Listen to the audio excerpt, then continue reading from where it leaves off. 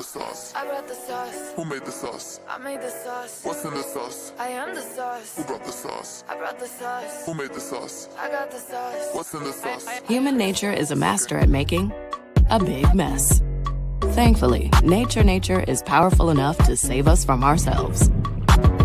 7th generation Safer Choice certified dish formula helps remove stuck-on food with one unstoppable pack.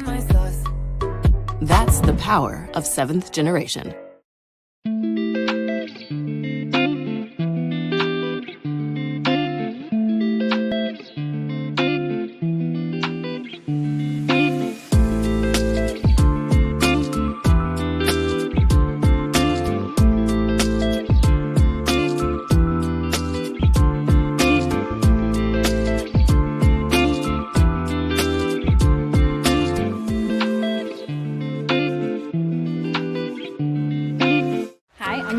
I work at Suncommon, and we are here today in Worcester on the north branch of the Winooski River, and we are planting 1,122 trees today. The pandemic has left us spending less time together, and so this is really a good opportunity to connect with old colleagues and meet new people as well. And one of the reasons we're planting trees is because it does sequester carbon. It is about climate action, and so this is just another way that we get to do that work. Trees are really important wildlife habitat in river areas. So this is what we call a riparian forest buffer is what we're creating today. In addition to all the wildlife habitats, this is a really good water quality project to slow down water and let some sediment drop out before it gets to the river. I know that planting this one tree might not do a lot, but when all of us work together, we just planted a whole forest, basically. It's really cool. This is the first adaptive-friendly trail network that's being built from design to execution.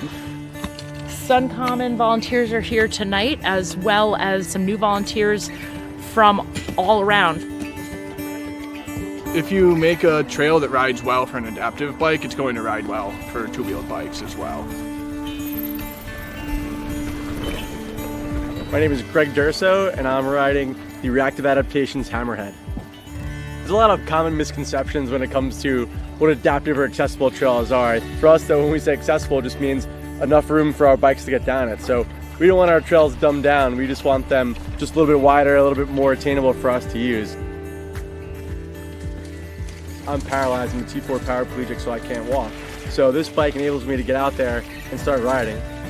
When I get out of my wheelchair and I get into my bike, I kind of feel like Superman, and I love that feeling.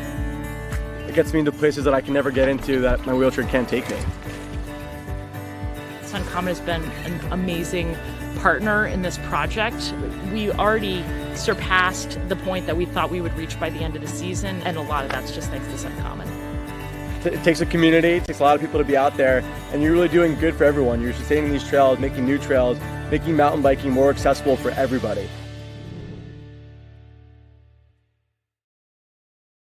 The goal here is net zero, so all of the energy consumed here I want to come from the roof, and I chose Suncommon very specifically. This is just a smarter way to buy energy. All my yard equipment is electric and battery operated. I mean, every morning when I come out now, I look back and I go, yep, that sunlight is falling from the sky and that energy is being put into that car as we speak, which, I don't know, doesn't get much cooler. Riding on sunshine. The beauty of grass is that you have to look at it as every blade of grass being a solar panel. And that grass is absorbing sun's energy the entire time there's sun out. Being a small farm, we don't have the scale of cash flows that a lot of larger farms have. So for us to be able to stay in business, it's important that we're able to utilize every one of our spaces as efficiently and as profitably as we can. Our rooftops were something that really hadn't served us any purpose, but now that they can actually produce the amount of electricity that we need to run the farm, that's just, it was a no-brainer. Dairy is something that I can firmly stand behind. I believe that it is very nutritious, very good for you, and done right, I believe that it's also good for the environment. I think we're at the point now that it'd be crazy not to have solar. when we decided that we were going to use a commercial company instead of doing it ourselves, which was an option, I did research on SunCommon, because I don't know that I trust lots of solar power companies. And it's a big project. There's so many things that can go wrong. I wanted a company that I felt good about.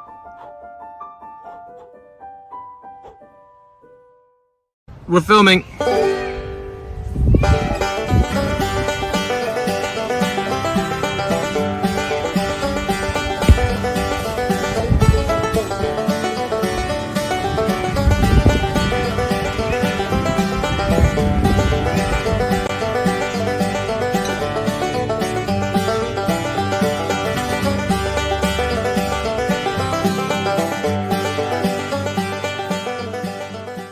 We understand what local issues are.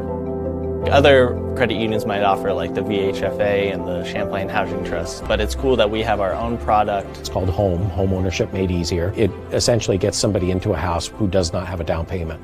There's a lot of lenders who are not willing to take a look at the type of transactions that are going in there. But the fact is Vermonters live in those communities.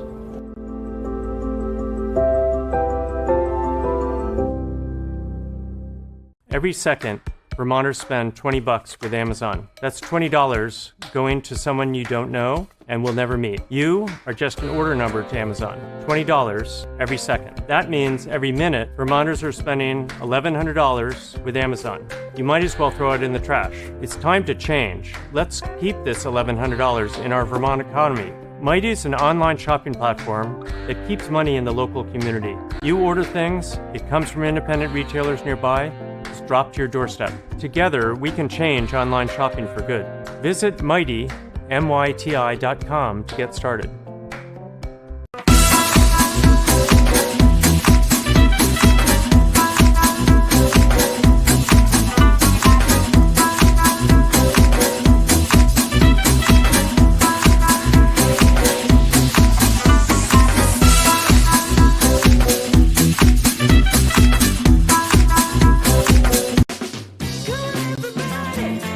Make progress by doing the things you love. If you can farm, fight food deserts.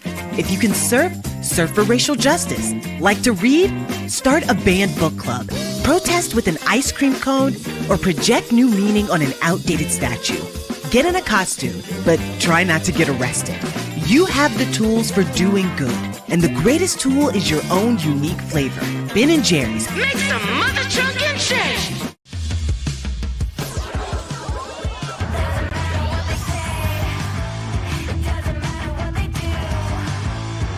Human nature's ability to contain itself is questionable. Thankfully, nature is powerful enough to save us from ourselves. 7th Generation's bio-based detergent goes deep to help break apart and wash away tough stains. That's the power of 7th Generation.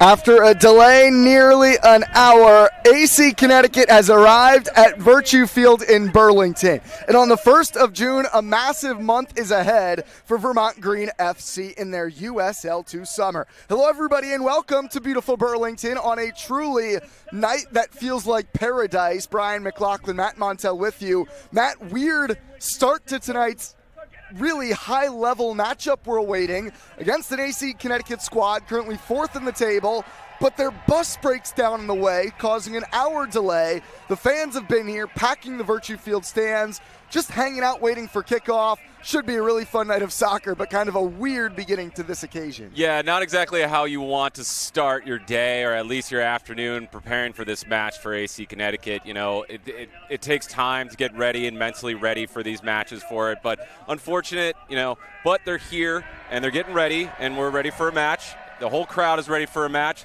This team, Vermont Green FC, has been warming up this entire time. I've been watching them doing their technical drills.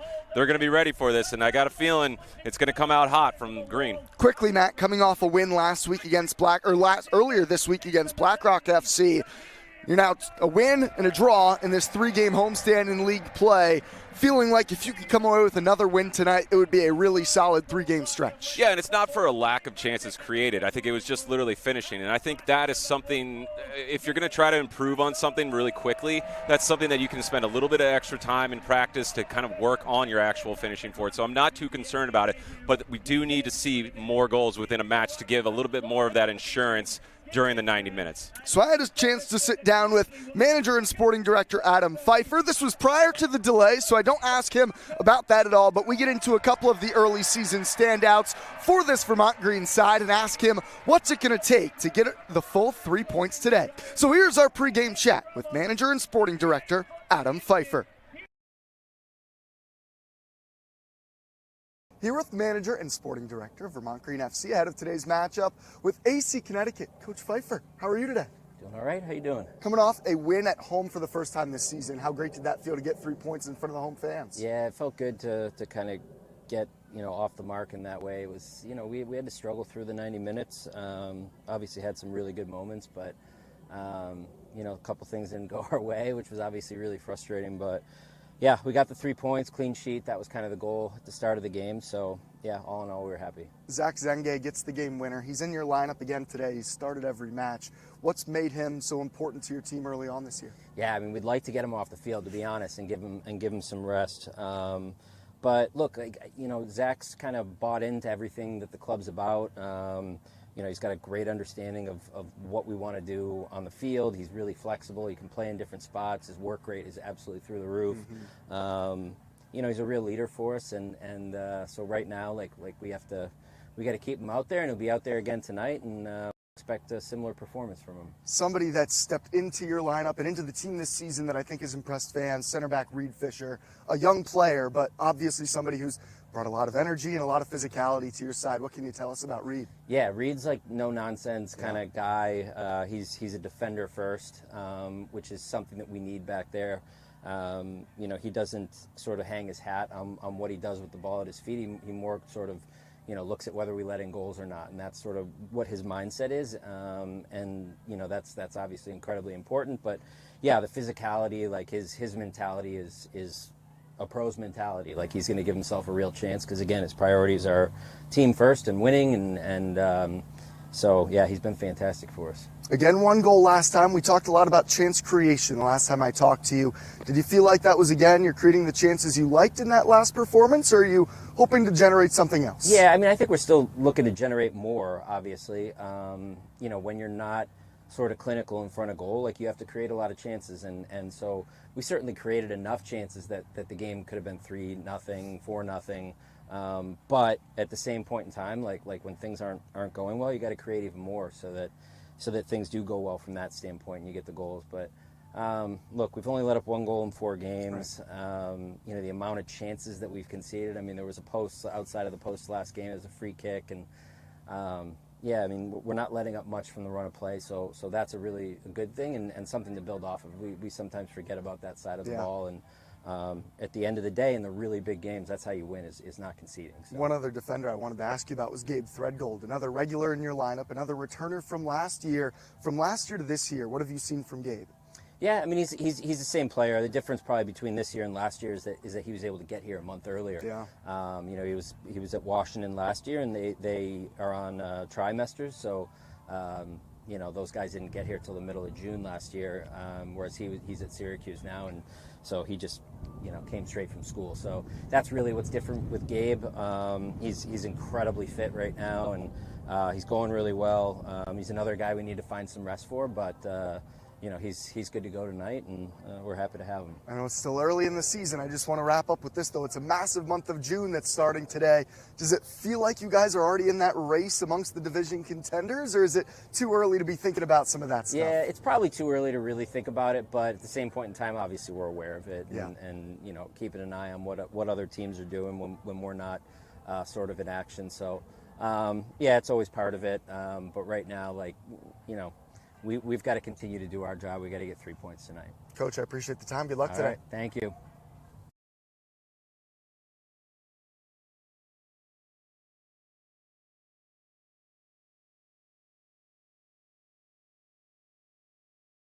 Thanks again to Sporting Director and Manager Adam Pfeiffer for joining us pregame and giving some good insight on his Vermont Green FC side. Currently sitting third in the table, 10 points. They are ahead of Seacoast United by 1 point. Seacoast United have a game in hand. Vermont Green FC playing their 5th match on a gorgeous June evening on this early season calendar. Well, Matt, we're going to take a look at both teams' starting lineups momentarily, but again, as this game delayed, AC Connecticut are just getting their first touches of a ball. Besides their starting striker, Sam McCann, who had been here prior, having driven up separately from his AC Connecticut side, what's it like for this AC Connecticut team to try to get off the bus and just try to go and play? Well, I think the word is cold, just because, honestly, you need about 45 minutes, and it's not necessarily like playing at full speed or anything like that. That's not what it is. It's just to actually get out, get on the field, get your cleats on the field, get a touch of the ball, talk with your teammates, talk about what you've been working on, you know, before this match itself. And that's just kind of the whole process of getting mentally ready for these matches. So they're going to have to mentally get ready now within a 10-minute period, because it's very difficult to do that on a bus when you're trying to get here. So let's take a look at this AC Connecticut starting side. Starting 11, they're coming off a win against Albany Rush on Wednesday. This team just seems to play in matches where a lot of goals are scored. They started their season allowing 6 goals in a 6-1 loss on the road at Seacoast. Then they tied 1-1 against the Boston Bolts. Most recently, again, that victory against Albany Rush. So one result of each variety for the visitors. And we'll begin this AC Connecticut starting 11 with their striker, Sam McCann. Now, if you're a Vermont Green FC fan for the last couple of seasons, you'll remember Sam McCann. He is a former Vermont Green FC player, started his collegiate career at Quinnipiac, and now McCann back with his home side. He hails from Connecticut. He is the leading scorer for the AC Connecticut team, having scored twice on the young year. They run that 4-2-3-1 setup. In particular, you'll want to pay attention to Sergio Sanchez, number 8, and Sergio Diaz Rincon, the number 10, 2 former veterans of Post University, and both have been longtime impact players for this AC Connecticut side. Now let's look at the Vermont Green FC starting 11, and Matt, there are some changes to really break down today for the home team. Still the 4-2-3-1 setup, but in particular, a duo at the top that look a bit different than what we've seen in this homestand so far. Yeah, it's a new partnership, having Gatto sit just below Leibovitz. I think Leibovitz has deserved a start now. We saw a lot of what, you know, he can bring and provide at that, you know, center striker role, that lone striker role up top for it. And whilst, yes, you know, that front four, as I would say, you know, between Zengi, O'Neill, Leibovitz, and Gatto all kind of work in unison together in the creative and attacking side of it, really down the middle of that field, you're going to see Gatto potentially run actually beyond Leibovitz. Leibovitz will probably check in at times, try to receive the ball from deep, maybe from Pacella, Rodri. We know that Fisher's got a really accurate foot on him. So it's going to be kind of dynamic, and you're going to see players interchange a little bit up there. Fun to see Rodri back in the side as well, the Portuguese international who spent last fall at Providence, a longtime Vermont Green member. This is a guy who's making his 8th league start alongside Daniel Pacella in that holding midfield spot. We said it off air. Feels like there's just another adult in the room when you get Rodri back in the side. And yeah, like we were saying off air, is this age profile is actually kind of perfect because at this age, your decision making has improved with all that experience at this point. The legs aren't gone at this age, obviously. So now they have that mental game so much more improved at this level, and I think that's going to be the difference maker. And Musa Ndiaye back in the back line, starting alongside Reed Fisher. I know you and I have both highlighted Fisher. I asked Coach Pfeiffer about him in the pregame. That seems like a really dynamic and physical duo back there. Yeah, I like to use the word no-nonsense partnership. We know Ndiaye loves a tackle. We know that he is never shy of putting pressure and getting his body on another player for it. And we've seen clearly in the short period of time that Fisher is an absolute physical leader. Whether it's also communication, I like to see him scan a lot. He's just he's basically an acting captain right now in the back. Vermont Green FC in their huddle as AC Connecticut take the field. Just over 10 minutes of warm-up time, which is the mandate from the USL2 League. So it's going to be interesting to see how AC Connecticut come out, a side that do start a very similar 11 to their starting lineup on Wednesday. It's going to be interesting to see how their legs look against the speed on the outside of Xavi O'Neal, maybe Gabe Threadgold getting forward down the left flank for the Green. Jaheim Wickham starting in net for the home side in front of a packed house on hand. How about these fans? I know they've been at times impatient today, but they waited out. It's a beautiful night for soccer, and they are showing out in full force. World-class fans. Thank you so much for coming out, guys, and thank you for everyone that's tuning into the stream. Indeed. Thank you for your patience as well to those who are alongside us on YouTube and our friends locally on WYCI. So great to have so many people invested in this club and so curious to follow along. It's great to have you with us wherever you're tuning in from, whether it be on YCI locally or on YouTube, wherever you may be watching across the globe.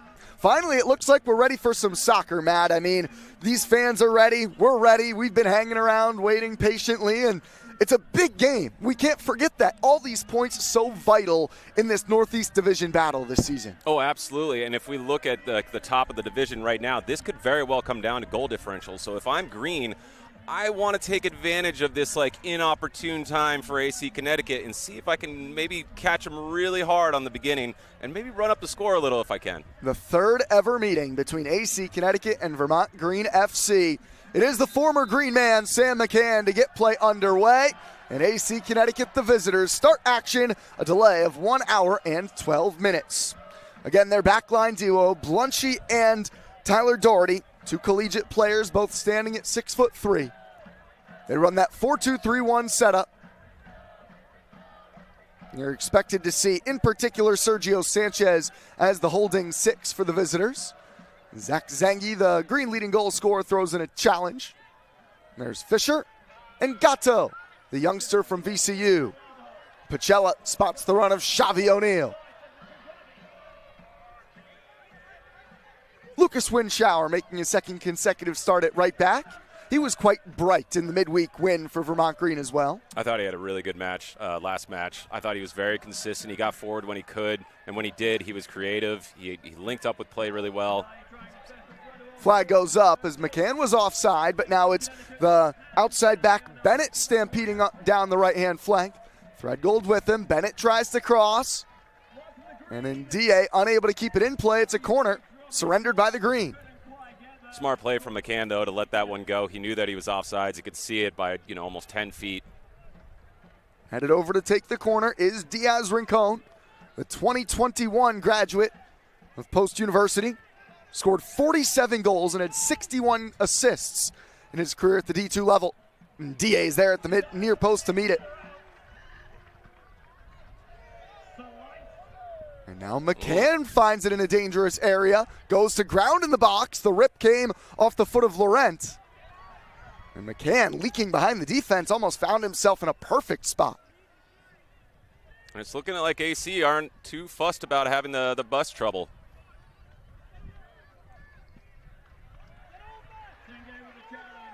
There is a bit of an adjustment I'm seeing already from the formation we were first shown of AC Connecticut. Starting at left back is Aritz Arati.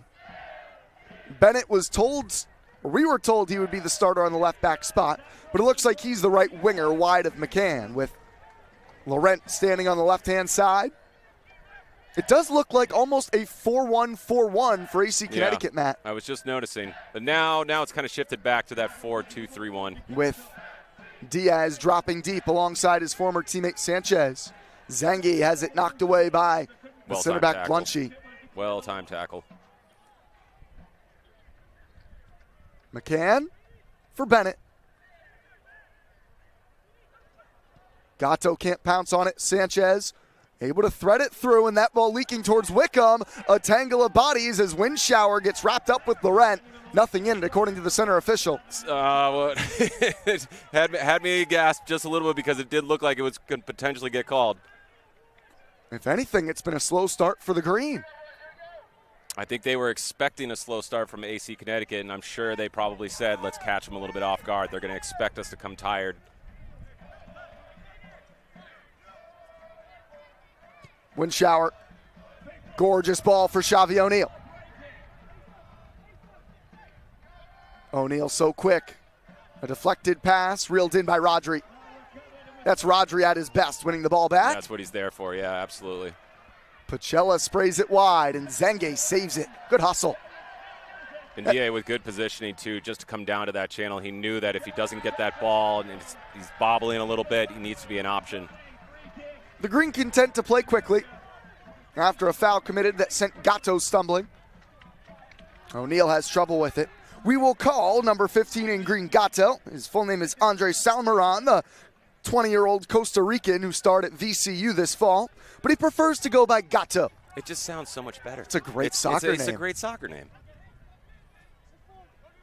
And you might also recognize us referring to Rodri as Rodri. He went by Rodrigo Ferreira his initial year, then preferred Vaza a season ago.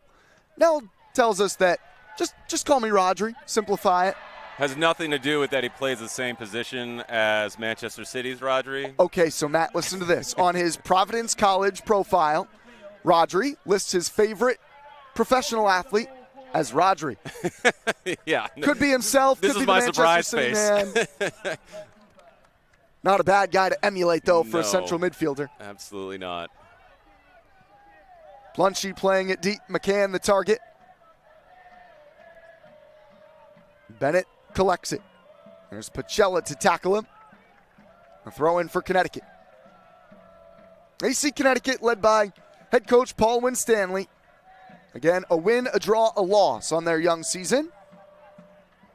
And just looking at, the goals for and the goals against, it looks like AC maybe don't control matches very well. They have good aspects of their attacking play, but they maybe, they leak goals, for lack of a better term. So it's going to be interesting to see that, they are playing a little bit aggressive. Gatto chips it. It's brought down by Leibovitz. Taken off of it by Blunchy. Now Leibovitz trying to win it back, goes to grounds. Bennett the outlet for the visitors. And now McCann, who's lightning fast, making a run behind Ndiaye. Musa Ndiaye the recovery, and McCann pops right back to his feet. Good challenge from Musa. Ndiaye saw McCann had feet, and he told him, I got him too, buddy. That is an early test, though, for that backline duo. Real speed from McCann. I think we're going to see that often tonight. That's a great touch from Gatto. Xavi in space. Here goes Xavi O'Neal. Leibovitz might be in. Jacob Leibovitz! Off the post, but it's O'Neal! Great follow through from O'Neal, too. He believed in it. He knew that if there's any chance that this hits the post or the goalkeeper makes the save, I got to be there for the deflection. The first in a green uniform for Xavi O'Neal. And an absolute dagger to AC Connecticut, because credit to them, they actually started the match pretty well. It was pretty even. I thought that it was going to be a lot more on green side. To bring it back, Matt, to that play and that build-up, of course it's O'Neal who sent it through to Leibovitz. Leibovitz hitting the target, but the flick from Gatto, you said it in real time, filthy. It just absolutely broke everything right there. Their whole shape. I think it was almost like they didn't anticipate that he was going to take such a cultured little flick of the outside of the foot. Well, there's a good look at what Gatto can bring. 3 goals and an assist for him in the fall calendar. And the simple is quite simple for Xavi O'Neal. Well, yeah, and that's, maybe that's what was kind of lacking a little bit a couple times, in the previous 2 matches that we've seen was, all right, well, take a chance. If you're not the one taking the shot, see if you can still get into that dangerous area to finish off any of those deflections. You don't know what's going to happen. Zenge trying to skip through the defense. The challenge from Leibovitz pops to O'Neal.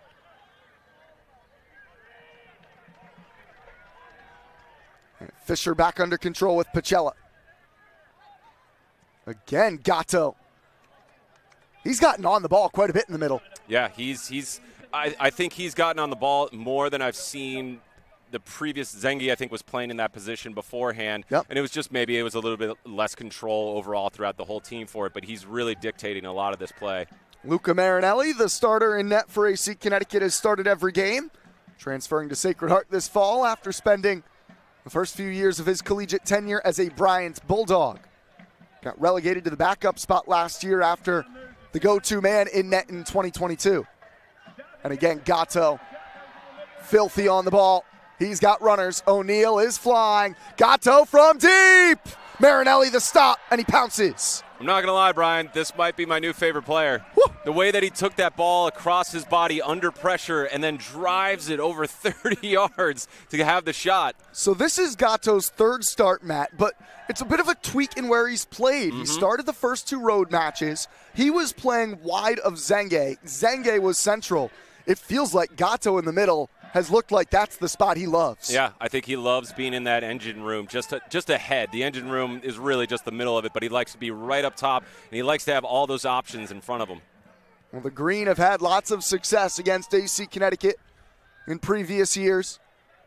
A 6-4 win in a raucous event down in Connecticut 2 years ago. Last season here at Virtue Field, a 6-3 frolicking matchup. Gatto, you bad boy. You bad man. Wind shower can't return it to him. Now here's Sanchez. I thought he was surrounded there for sure. Oh, yeah. And that's what I like about him. He takes a chance with those types of touches, and I think it's just catching everyone off guard. Diaz with some hesitation scampers away from Zenge. And O'Neal wins it back. Diaz felt a touch and went to ground. No whistle. So far from what we've seen from the center ref, though, he's letting a lot go. He's letting it be physical when it happens, and I kind of like that. I'd rather see the match go that way. Threadgolds tried a no-look cross for Zenge. Marinelli read it nicely. Well, after a pretty quick start for AC Connecticut, things have firmly swung back in the Green's direction. Yeah, I think right now their game plan would probably be let's try to keep this very conservative, keep this at 1-0 for as long as we can, take the sting out of Green's attack, as they say. But Ferreira, Rodri, he wins it back. Sanchez, here's Diaz.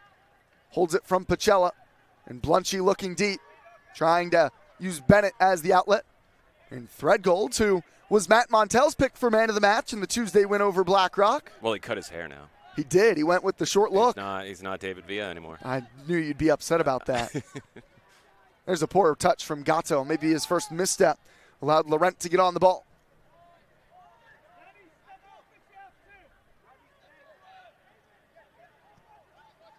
Pacella, the captain, venturing forward.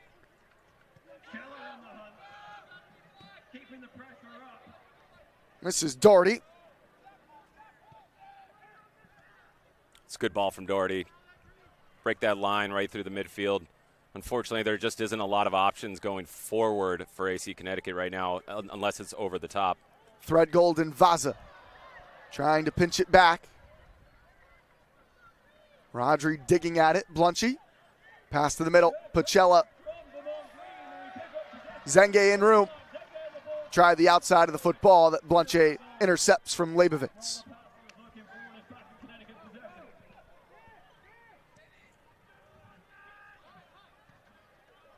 It's a good read from Pacella there because I had noticed that there was a wide open player, number 22, in the middle for AC Connecticut, and I was thinking that if they can actually break through and get that ball to them, then they can immediately transition into attack and turn it into maybe a 3v3. That's Keaton Woods, the man who was open Actually won the USL 2 years ago as a reserve for the Des Moines Menace. Woods, a Cedar Rapids, Iowa native. He's been the one, Matt, that I've noticed just looks a bit labored in the early moments. And Gatto was looking for O'Neal, wasn't making that run. I'm really liking how involved Gatto is, too. He's coming out of that pocket. He's not, just asking to only be the creative player from a central area. He's coming wide. He's receiving the ball, and then he's looking immediately for either the flick on or to link up and create these 2v1s.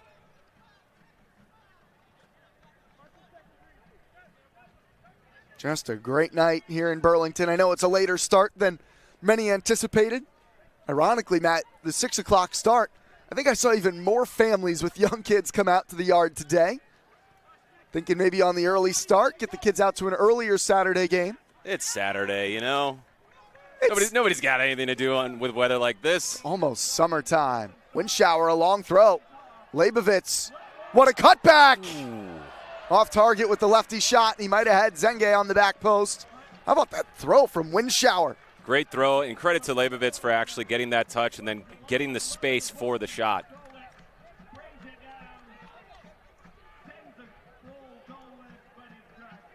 And you'll know he'll want a goal after, a disappointing pullback. But we looked by the letter of the law. I talked to him separately, a couple days after the match. I was like, was it a handball? Was it a foul that was called? We still didn't know at the time. He's like, technically it touched my hand a little bit. And like we said, for those of you that on the stream that maybe didn't know, what we found out is that if it touches your hand and that immediately the next play is a goal, then that is a handball because it affected the play from it. But if it was in the middle of the field and there was numerous passes to follow from there, then it's not a handball. And it just so barely brushed his hands. Gatto takes a big tackle. That one came from the left back, Uriati. Takes the big tackle and then smiles. I'm loving the attitude. Matt Montel has a new favorite attacking midfielder. Have I made it obvious yet? You don't hide back your feelings That's when you true. like a player often. You let it known. Rodri picks out Gatto again. O'Neal. Too much on it for Wind shower. Just can't reach it. I like this series of play, though. That is something that they have clearly worked on in training between matches from there. And Gatto, again, just taking great space and area. He's showing in these right pockets for his body positioning is perfect to receive the ball, even if he has pressure, because he's literally putting his back to the other player. He and O'Neal seem to have a good relationship. But he's showing, too, for Fisher, who's got a really cultured foot on him, and DA as well. It's been a bright start for the Green, over 15 minutes in. After allowing an early corner kick and a brief chance for the former Green forward Sam McCann. Since then, Vermont Green have lassoed control of this match. Ferreira, Leibovitz in stride, thread goals. Rodri. Look at Gatto coming to get it. And here's Fisher. And Zenge's clipped. Again, it's Woods and Uriate in the area. And a quick start from them. I like it. Twice they've done that. Yeah. Well, the angle is not too great for, honestly, that set piece from there, so I think it just makes more sense. Just quickly restart it.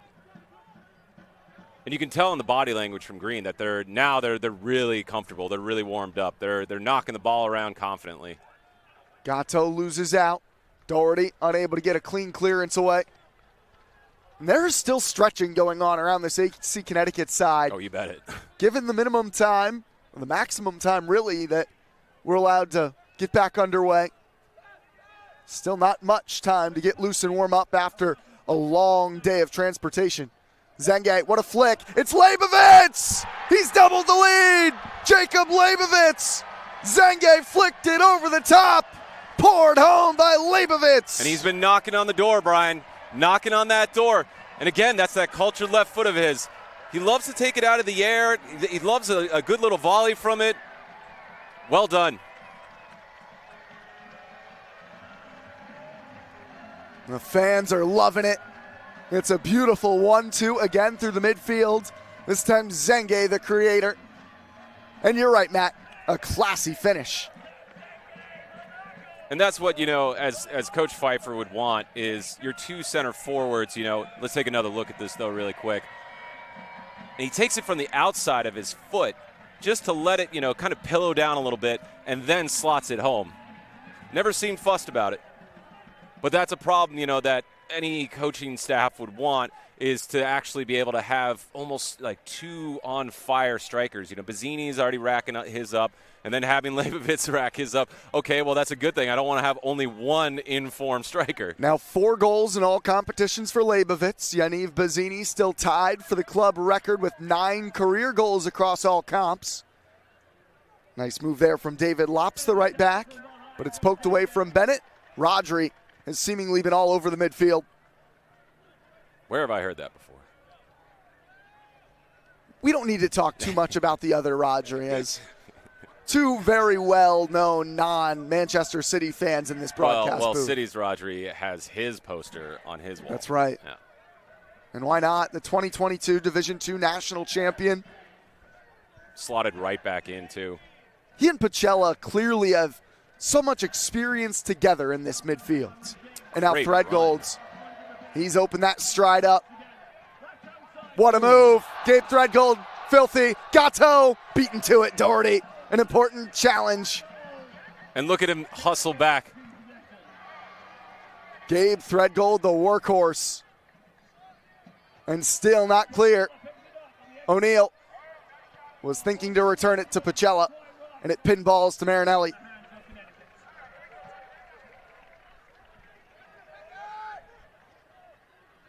McCann, a good leaper, challenged Fisher. Windshower brings it down.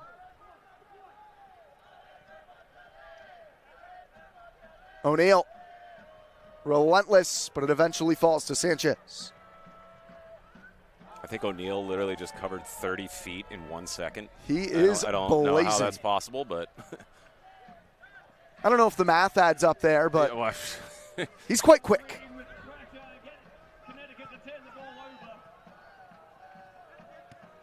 Beautifully done there. Great job. Windshower. He's got O'Neal wide of him. Xavi O'Neal clips it. Well defended by Blushy. Ferreira. Rodri. He's looking for it. And now, the center official says no. If the center official says no there, is he calling a dive? And if so, that would technically be a yellow card. You're getting a look at Rodri, slow to get up. Scored a couple of goals this year at Providence College.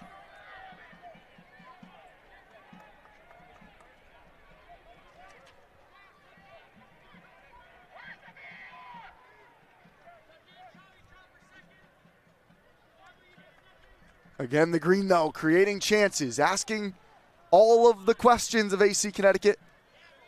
And it starts to like push AC Connecticut back further and further when the center defensive mids are starting to get involved into the attack so deep that they're taking runs into the 18. It just pushes everything back further and further and further. Gatto from Pacella. Gatto, shoulder to shoulder. That's well done by Diaz. Diaz, the veteran. Diaz asking for movement in front of him. Well done from him, though. This is dangerous. Now McCann, he's got good pace. It's Ndie who's shouldering him. McCann goes to ground, nothing in it. Wickham dives on it. Jaheim Wickham making his third start. 2 clean sheets so far to his name.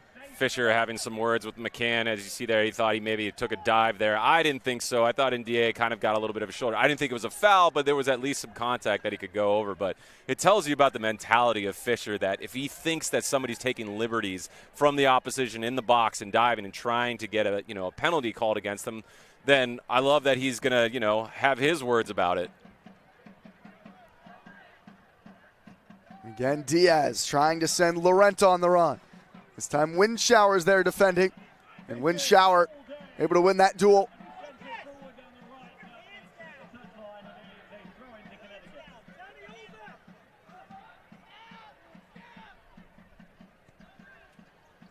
AC Connecticut just trying to get a handle on this match once again. Bennett tried to get fancy. Threadgold has him in clamps.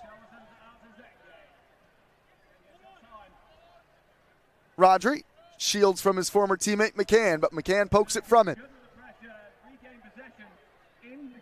Bennett got a step on Threadgold and draws a whistle and a foul. Free kick inside the attacking third.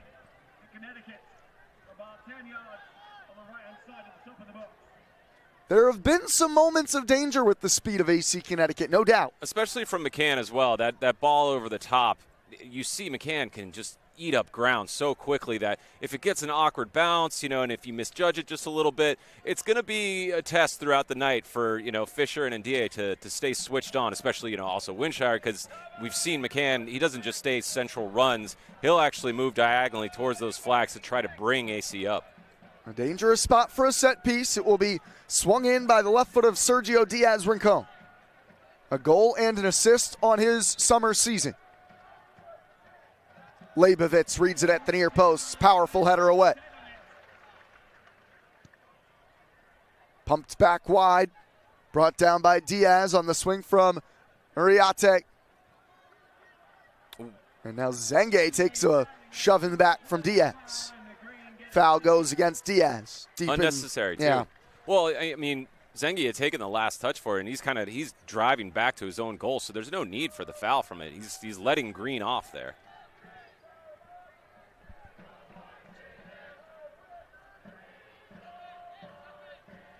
Wickham will motion everybody forward. We haven't really seen Jaheim Wickham get tested all that much. It's his aura. It just means no shots. He made a big save in the clean sheet on the road against Blackrock FC. Was only tested once in the 1-0 win on Tuesday. That was in the opening minute or two, just a soft bouncing shot. Well, yeah, that was kind of what we had noticed from the previous two matches. Was that first, 15 minutes or whatever? That was when the opposition were getting more chances against Green, and Green would grow into the match and then start to get more possession and more chances on goal. Back under Green control and possession.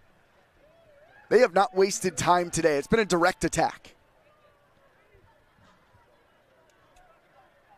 Musa Ndiaye. Rodri. Thought about the long ball. Plays Gatto.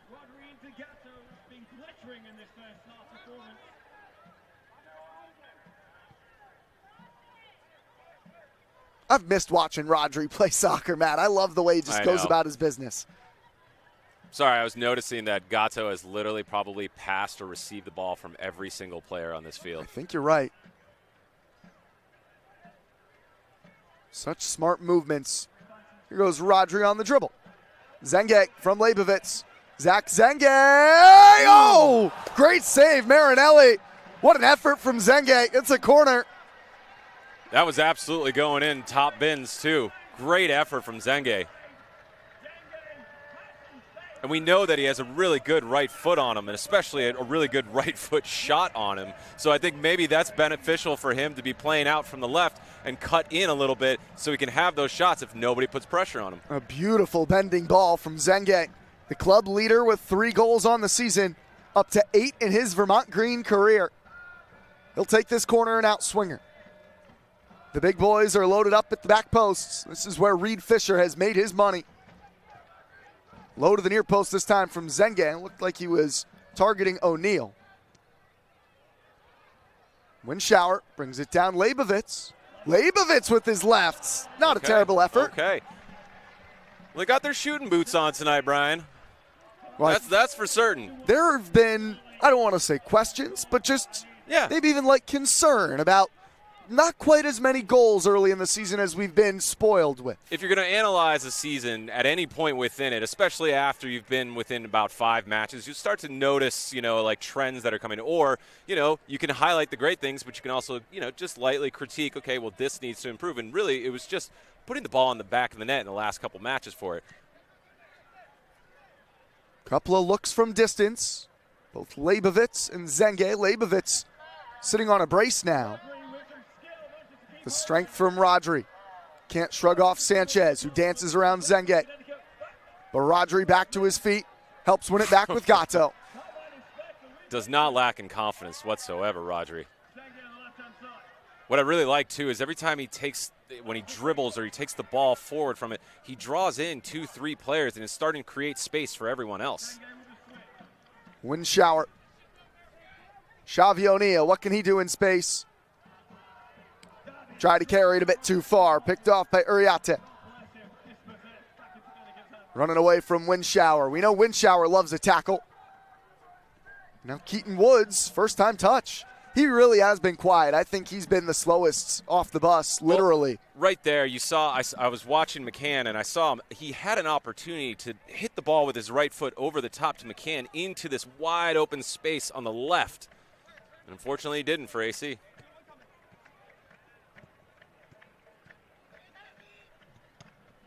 That time O'Neal tried to send Zenge. Woods got in the way. Gatto. Oh. You could see the idea. Yeah, I love the idea, and I love the technique to try to pull that off. He is enjoying himself.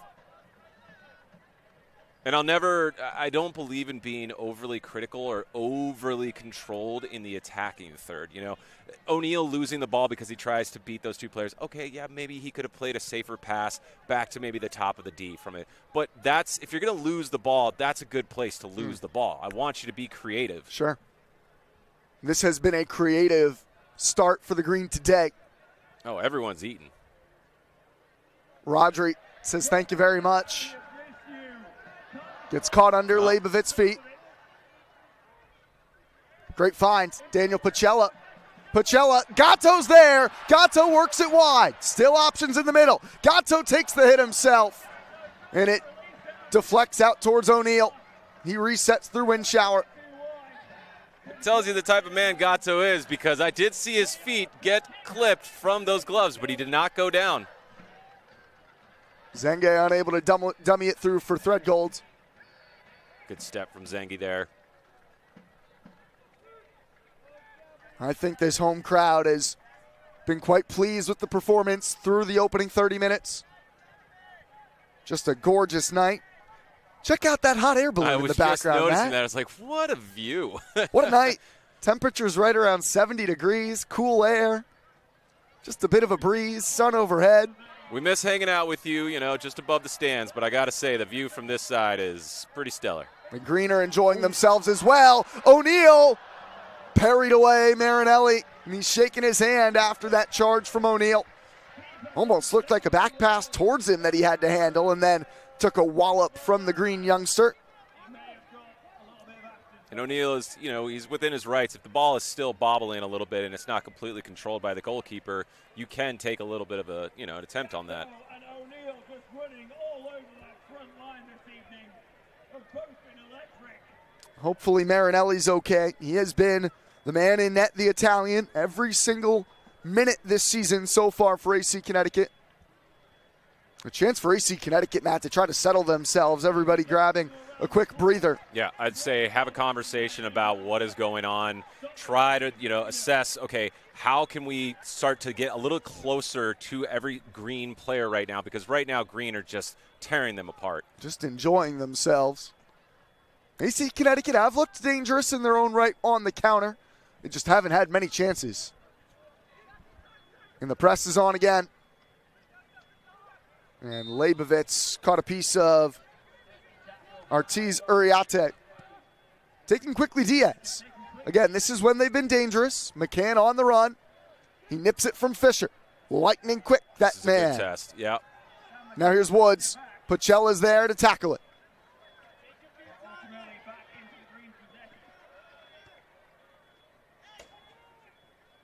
And again, McCann trying to pounce.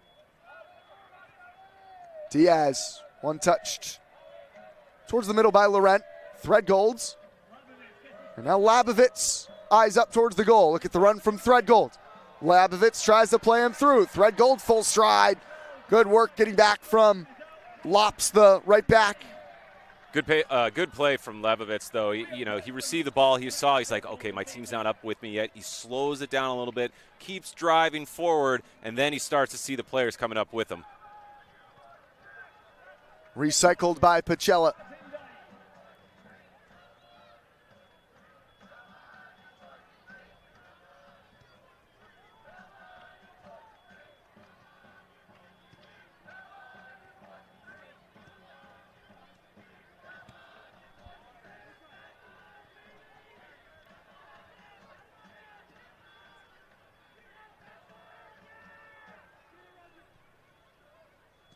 and it's looking like Green are happy to kind of slow it down, keep possession. That tires out the legs of AC Connecticut. No need to rush anything. You're up 2-0 right now. It's getting later into the first half. Keep the ball. Rodri, his fingerprints all over this match. Zenge's got an assist on the Leibovitz goal. Threadgold's got a burst. Threadgold's got into a good space. Marinelli reads it before Leibovitz. Well, talking to Coach Pfeiffer pregame, you heard it in our pregame interview. I was not necessarily surprised, but pleased to hear him rave about the fitness that Gabe Threadgold is in, and just says, not that he was in bad shape last year, but he's just stunned by how good of shape he's in right now. Yeah, clearly something that he had identified that he wanted to improve, and he went about and did it. Because I've honestly been blown away, especially last match, but right now, just seeing his lung-busting runs, his absolute bursting speed, and his recovery is really impressive. He and Zenge partnering on the left flank today. Threadgold with 1 assist on the season, came on the road against BlackRock. Assisted on Zach Zenge's goal that day.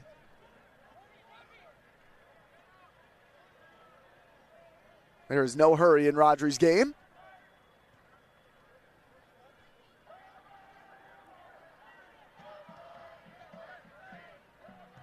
Pacella. Leibovitz making the run down the wide left-hand side. Numbers arriving in the middle for Leibovitz. Square ball to Gatto.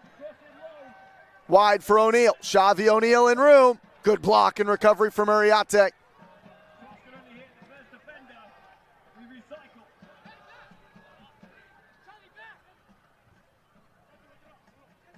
And Gatto plays it for Fisher.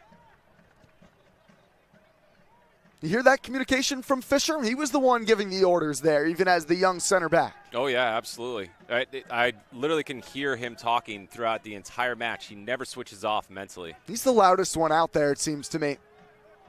Almost reminiscent of Jake Ashford in ways. Yeah, exactly. I think there's a little bit more calmness to Ashford's game. It's not that Fisher isn't necessarily calm for it. It's just Ashford, I don't know. I didn't get kind of like that potential nastiness to him. I could see Fisher seeing red.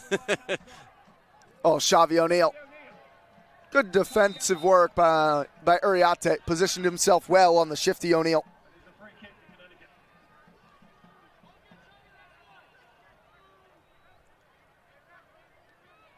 I can see McCann gesturing to his center backs to push up a little bit further. Just take another 5-10 feet, get tighter, and then try to get me the ball.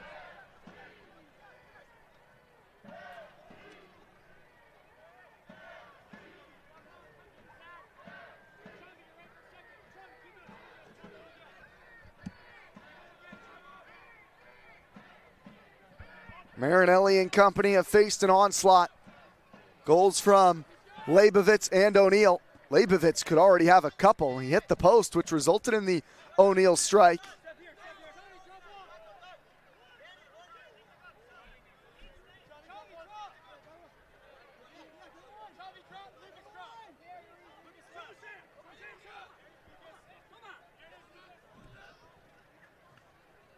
Well done from Sam McCann there. Double marked by, I think it was Winshire and Pacella. Woods could not keep it in play.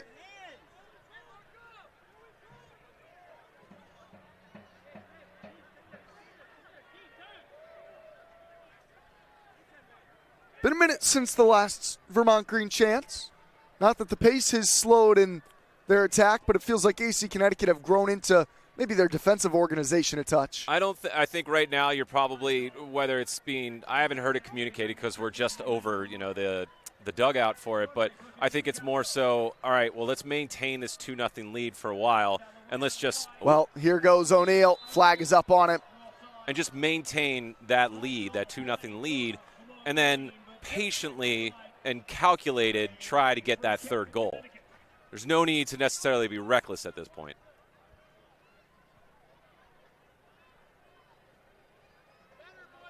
It is interesting, Matt, just... You said it. You've got the 2-0 lead. 3 points are even early on right now. They feel like they're in your grasp. Looking at the big picture of this season, every 3-point win is so vital. Of course, goal differential goes a long way.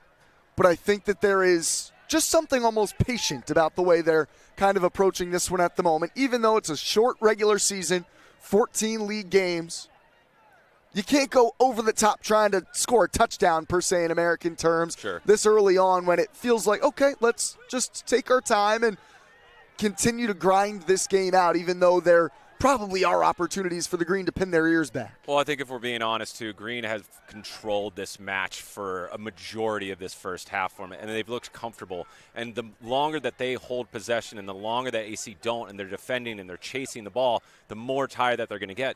And they're already going to have legs that aren't necessarily were ready for this match because of what happened with us. Oh, Xavi O'Neal, what a run! Ooh. Marinelli stops it. What a charge from Xavi. Rodri. Leibovitz. Xavi's still there. Xavi. He's got dancer quick feet. It's a corner earned by O'Neal, and he's gassed. Yeah. Maybe one too many touches for it, but I like it. The 19-year-old from Boston College, Xavi O'Neal, making his second consecutive start. He's now got a goal to go with his assist from the Vermont Green debut, at least USL 2 debut. He actually debuted for the Green in the U.S. Open Cup. A corner coming from Zengue, where the Green have been dangerous this season. He plays it short, 1-2 with O'Neal. Zengue, Gatto, onside, Gatto into a dangerous spot off the post, Leibovitz, and over the bar off the head of Windshower. Oh, what a good set piece that they just had, what they've been working on clearly, that short corner for it. And Gatto making that diagonal darting run. It almost looked like it was going to go out of bounds, and then it was just perfect. That diagonal pass just across the 6. It looks like maybe Winshire took a hit there. He and Leibovitz, I think, collided. Collide? What a ball across from Gatto. I take it we don't have goal line technology yet? Not quite. No. I couldn't tell if it went in. It didn't really look like it, but it was awfully tight. Directly down off the crossbar. Again, Matt, it's Gatto, the one who finds himself as kind of the creator. He's been the guy who's had that unlocking pass all night. You said fingerprints. He's had his fingerprints off of every single attack. On a team that has at times struggled to find the back of the net, that is just a big development. If you can add Gatto to the likes of Bawa, who's been impressive. Xavi O'Neal has certainly starred at times. Jackson Castro has a big pedigree at this level. Well, I think Pfeiffer's got a really good eye, too, for it. Like, he'll play somebody in a position for maybe a couple matches, but he notices very quickly when there's potentially maybe a change that needs to happen. He's like, okay, how can I maybe get a little bit more out of Zengi's right foot? Maybe I put him on the left, and then let's see. I think Gatto's actually got this really good close control. He's got a really good eye for a pass. Let's try him in the middle. Jacob Leibovitz, the one receiving treatment from Kate Harney, the excellent athletic trainer of the Green. Motioning with that left shoulder. Windshower back to his feet after that collision. Nearing towards the end of the opening half on a picture-perfect Vermont evening that so far has gone the way of the fan favorite Green. And you can hear Fisher. I just heard him, kind of encouraging his team on, but like, all right, finish this half strong. How impressive is that leadership? This guy's on a team of 23, 24, 25-year-olds. He's 20. Just finished his freshman year of college. He is that voice. He is the most 27, 28-year-old looking 20-year-old I've ever seen. But, yes, I know what you're saying. It is really impressive, but, some people are just born with that leadership. He is a born leader. Leibovitz has had a series of chances. Gatto and O'Neal have both been sharp. And now a loose pass with Leibovitz on the charge. Well-read Marinelli. This might be coming to us, boys. Watch those cameras. Oh! Almost got us. Hey, everybody. Over in the stands. Good camera work, Mitchell, and well defended over there. Never a dull moment. The Green not wasting any time. Zengue opens up. Threadgold's first time. Threadgold over Zengue. Pretty good ball, and Gabe Threadgold looks disappointed in himself. I really like how Zengi let that come across his body instead of taking that touch, slowing it down for just that 1 second for AC to kind of get a little bit better position for it. Goes across with Threadgold. Threadgold, I like the idea. You know, just needed maybe a little bit more spin on it.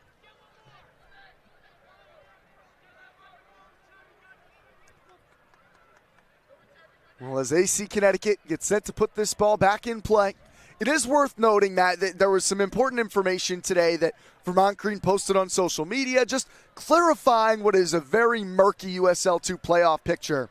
I wanted to just articulate that to everybody. So 35 teams make the playoffs. You're going to get at least in every East Conference division, the winner gets in that 35 no matter what. The second seed in the Northeast Division this year will play in a play-in game, essentially, against the second seed from the Metro Division to get into that field of 35. Then the third seed of the Northeast Division will be matched up with the Metro Division third seed, and you'll compare points per game. Whoever is the better points per game from the Metro third-place team and the Northeast third-place team will play the Mid-Atlantic second-place team. Lots of information there. But there is a chance that if Vermont Green or whoever finishes third this year, worth noting that there is a chance for the top 3 teams to make it into the USL2 playoffs this season, which is different from a year ago when only the top 2 teams qualified. More on that in a moment. Xavi O'Neal. Goodness gracious. Xavi O'Neal deflected and stopped. Xavi O'Neal is a lightning burst on the ball. What amazing run from him. And they continue to go back to work on the attack. O'Neal. There's no shortage of confidence in his game either. He never seems to shy away. He loves to dribble at players. Winshower plays it for Rodri. And Gatto at the controls. Wickham begs for it and receives it. That's good goalkeeping. I think he just wants to get a touch on the ball. That's probably true. No, but it is good goalkeeping. I mean, our cameraman Mitchell's had as many touches on the ball as he has. No, it's true. Good point.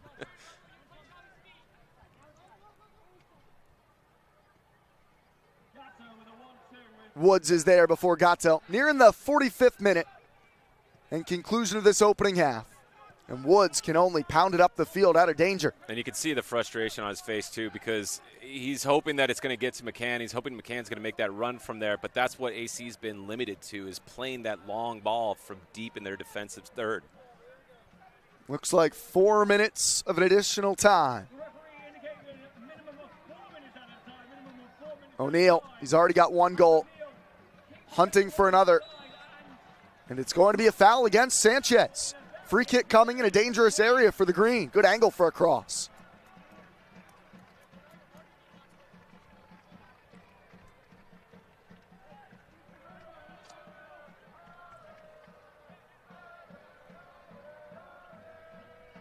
Zenge has been solid all summer so far as, I would say, the set-piece specialist.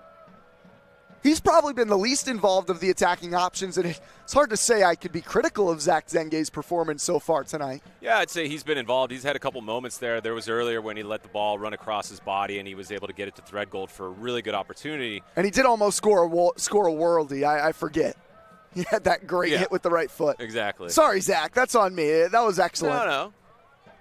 Let's see if he can produce something here from a set piece in the final moments of the first half. Deep. Fisher, nobody's there on the ball across. This could be dangerous. McCann trying to run. Can Diaz unlock him? Threadgold and McCann, neither of them shy for pace. Great and Gabe coverage. Threadgold's. Yeah. You said it. He read the danger there. He took up the right position. He gets clobbered behind the plays. Labovitz brings it under control. Nathan Lops, wide Bennett. Lops trying to work it to Diaz. Best spell in a while for AC Connecticut. Bennett's got wheels. So does Threadgold's.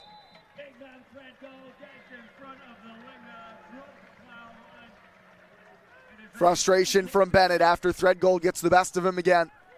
There is speed on this AC Connecticut side. There's speed, but there isn't a lot of connectivity once it gets up there from that. Like, say McCann actually gets the ball, he doesn't have a lot of assistance or help coming from the rest of the team because they're always starting from so deep that it's so difficult to get up that fast. They can't run faster than the ball. What do you feel about Vermont's organization defensively? Feel like they've done a pretty decent job battling and dealing with all that? Yeah, absolutely. If you start to see maybe like one or two like out of that back four start to push forward, you'll see the other two will rotate almost flat as a partnership. Yeah. And then even then, if McCann posts up on, say, like Fisher or Ndie, you'll see Fisher and Ndie actually get a little bit angled so that if he does get beat, then there's still coverage. There was a miscommunication there between Winshower and Fisher. The two of them talking through it. You can hear Jaheim Wickham as well from the mouth of goal articulating his feelings.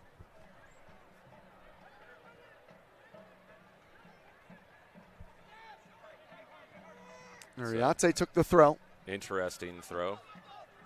If the player doesn't get that clean, that's a very quick break to Leibovitz. Sanchez wins the foul. And Diaz into space, Blunchy.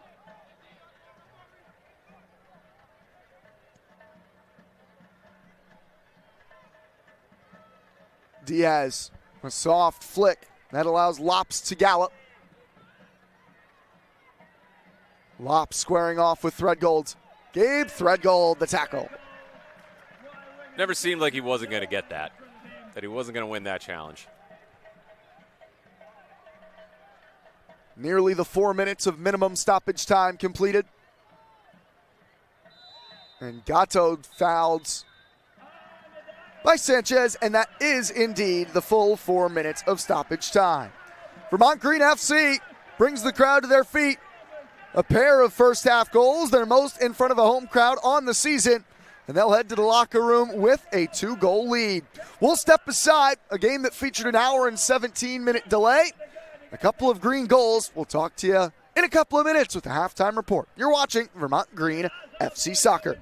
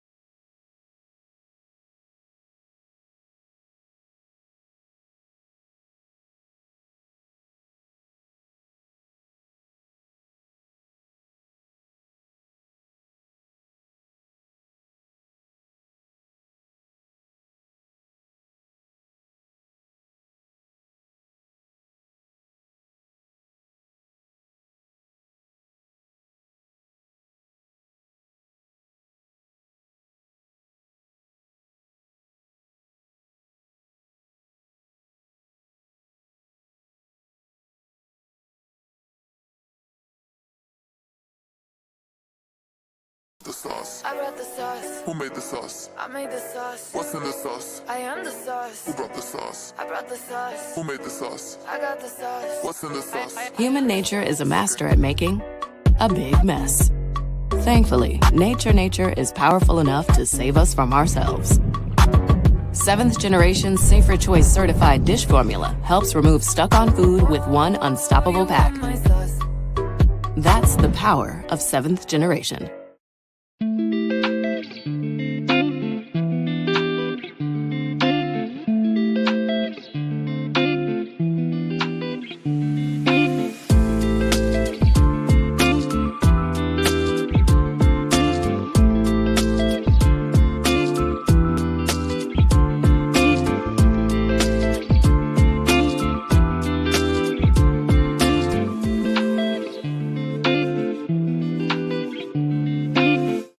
I'm Marlena. I work at Sun Common, and we are here today in Worcester on the north branch of the Winooski River, and we are planting 1,122 trees today. The pandemic has left us spending less time together, and so this is really a good opportunity to connect with old colleagues and meet new people as well. And one of the reasons we're planting trees is because it does sequester carbon. It is about climate action, and so this is just another way that we get to do that work. Trees are really, really important wildlife habitat in river areas. So this is what we call a riparian forest buffer is what we're creating today. In addition to all the wildlife habitats, this is a really good water quality project to slow down water and let some sediment drop out before it gets to the river. I know that planting this one tree might not do a lot, but when all of us work together, we just planted a whole forest, basically. It's really, really, really cool. This is the first adaptive friendly trail network that's being built from design to execution. Sun Common volunteers are here tonight, as well as some new volunteers from all around. If you make a trail that rides well for an adaptive bike, it's going to ride well for two-wheeled bikes as well. My name is Greg Durso, and I'm riding the Reactive Adaptations Hammerhead. There's a lot of common misconceptions when it comes to what adaptive or accessible trails are. For us though, when we say accessible, it just means enough room for our bikes to get down it. So we don't want our trails dumbed down, we just want them just a little bit wider, a little bit more attainable for us to use. I'm paralyzed, I'm a T4 paraplegic, so I can't walk. So this bike enables me to get out there and start riding. When I get out of my wheelchair and I get into my bike, I kind of feel like Superman, and I love that feeling. It gets me into places that I can never get into that my wheelchair can't take me. Sun Common has been an amazing partner in this project. We already surpassed the point that we thought we would reach by the end of the season, and a lot of that's just thanks to Sun Common. It takes a community, it takes a lot of people to be out there, and you're really doing good for everyone. You're sustaining these trails, making new trails, making mountain biking more accessible for everybody.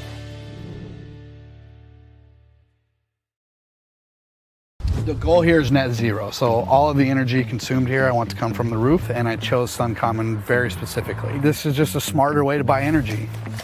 All my yard equipment is electric and battery operated. I mean, every morning when I come out now, I look back and I go, yep, that sunlight is falling from the sky and that energy is being put into that car as we speak, which, I don't know, doesn't get much cooler. Riding on sunshine. The beauty of grass is that you have to look at it as every blade of grass being a solar panel. And that grass is absorbing sun's energy the entire time there's sun out. Being a small farm, we don't have the scale of cash flows that a lot of larger farms have. So for us to be able to stay in business, it's important that we're able to utilize every one of our spaces as efficiently and as profitably as we can.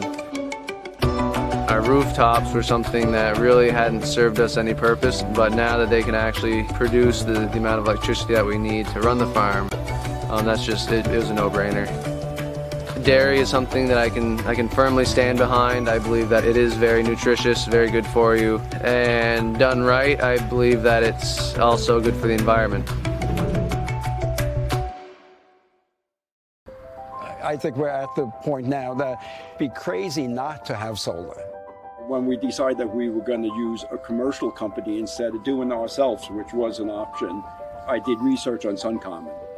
Because I don't know that I trust lots of solar power companies. And, it's a big project. There's so many things that can go wrong. I wanted a company that I felt good about.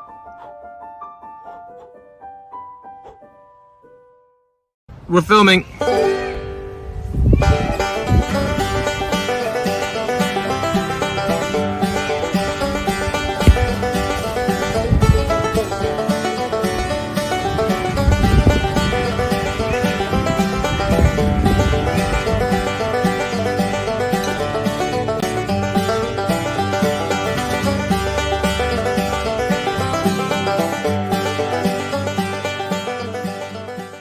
We understand what local issues are. Other credit unions might offer like the VHFA and the Champlain Housing Trust, but it's cool that we have our own product. It's called home ownership made easier. It essentially gets somebody into a house who does not have a down payment. There's a lot of lenders who are not willing to take a look at the type of transactions that are going in there. But the fact is Vermonters live in those communities.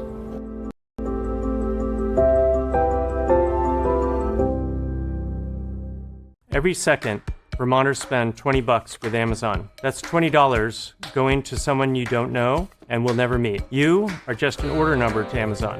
$20 every second. That means every minute, Vermonters are spending $1,100 with Amazon. You might as well throw it in the trash. It's time to change. Let's keep this $1,100 in our Vermont economy. Mighty is an online shopping platform that keeps money in the local community. You order things, it comes from independent retailers nearby, it's dropped to your doorstep. Together, we can change online shopping for good. Visit Mighty, MYTI.com to get started.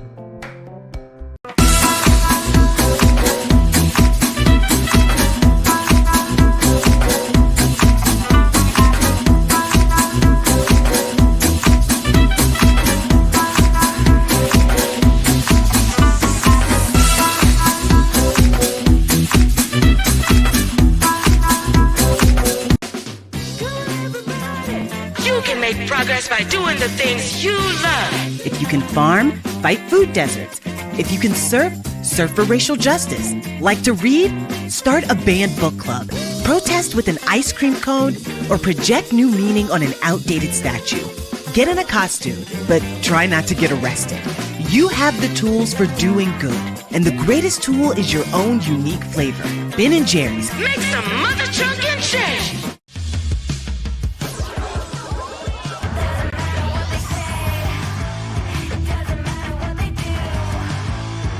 Human nature's ability to contain itself is questionable. Thankfully, nature is powerful enough to save us from ourselves. 7th Generation's bio-based detergent goes deep to help break apart and wash away tough stains. That's the power of 7th Generation.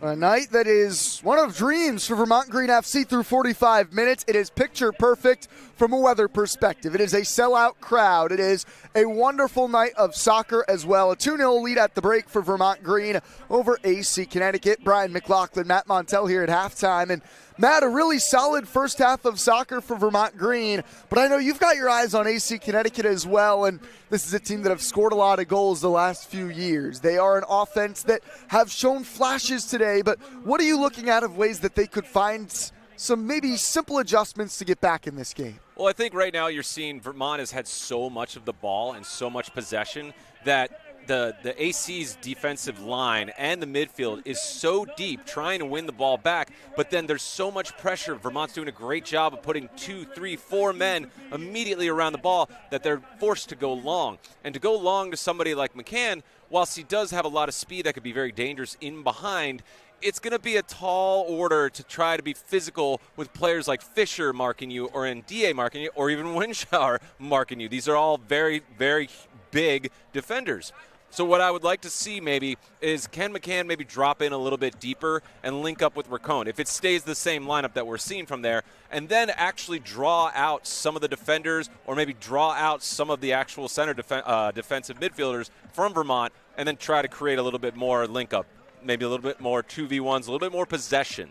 These stats are pretty stunning. 11 shots to none, 8 shots on goal to 0. Jaheim Wickham has had no work to do in net for Vermont Green. They've really enjoyed themselves. Yeah, absolutely. I think this is the most comfortable performance that I've seen so far in 45 minutes. Everyone is enjoying their game right now. You can see it in the way that they're passing the ball. Everyone looks confident. Everyone looks gelled together. I've loved what I've seen out of Gatto. I think he's had his fingerprints on everything good that has happened throughout this match. I think Zengi's had a good match so far. I think O'Neal has been nothing but an absolute threat when he's dribbling towards goal. What more can I say about Rodri and Pacella? They have been rock solid, so much so that they've been able to get into the attack and actually join in with the front four from there. Nothing bad to say whatsoever. No critique out of Fisher and Ndie, Winshauer, and Threadgold. I think all of them have had a 9 out of 10 performance so far. We are moments away from the start of the second half. Vermont Green FC up 2-0. They have the 3 points in their grasp. They've got 45 minutes to hold on. The second half after this.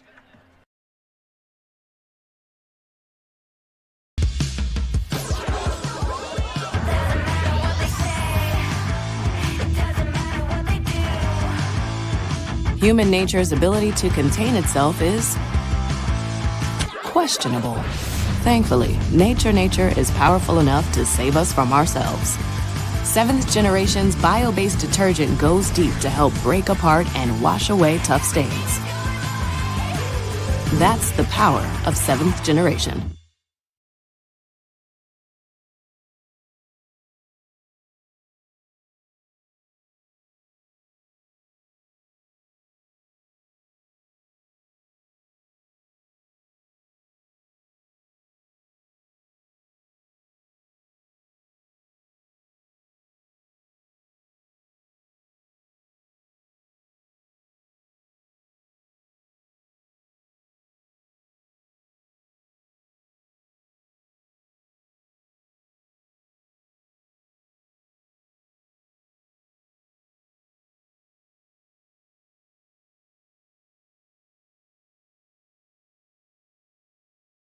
Second half action underway as Vermont Green FC and AC Connecticut continue with 45 minutes to play.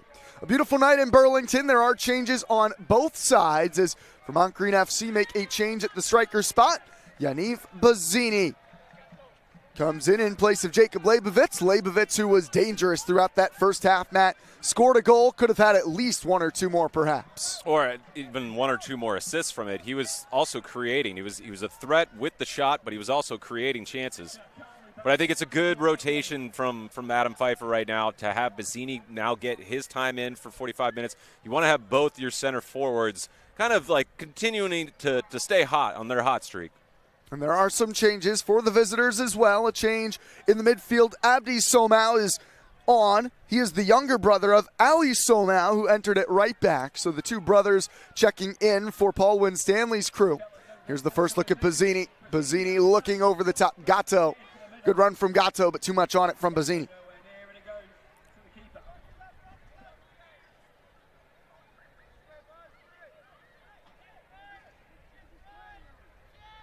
And it looks like Laurent has moved from his left attacking midfield spot to right back. So a change in setup. So Laurent at right back. The Somau brothers are both in the midfield. Ali Somau, the older of the brothers, plays at SUNY Oneonta, where he scored 4 goals this fall. And Abdi Somau, Mohawk Community College, is his collegiate squad.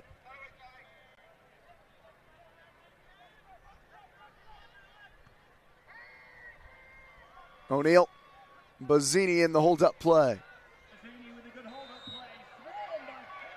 Tumbled over by Doherty. That's something he does so well, Bazzini, too. He draws those fouls every single time. Even when he knows that he's not going to be able to get the pass off for it, he knows that he works on that so well.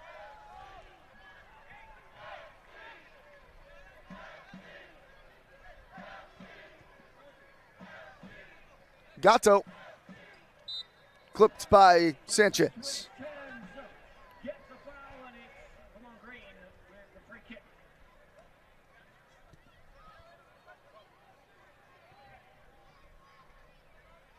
McCann, the lone man on the press. Oceans of space for Rodri there.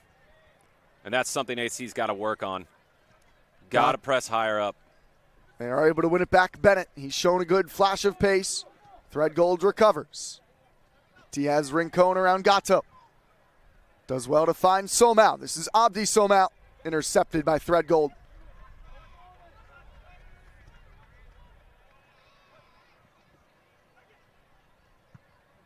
Oh, what a ball from Pacella pings it. One time, too. Xavi O'Neal, room to run. This is what he likes to do. Got himself a bit tangled up, but that's tackled out. Should be a corner. And it is.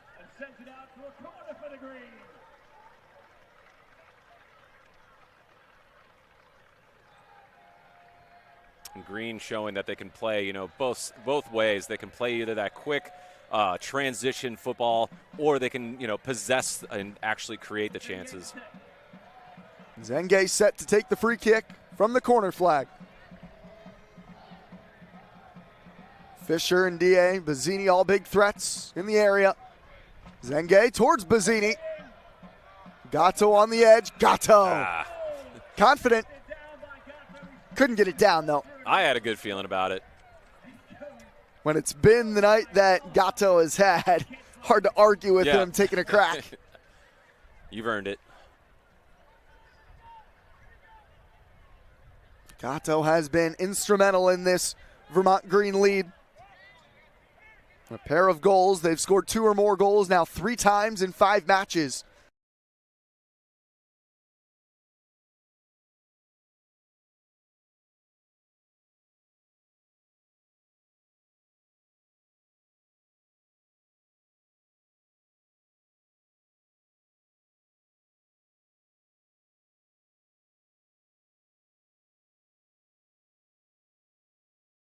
By McCann.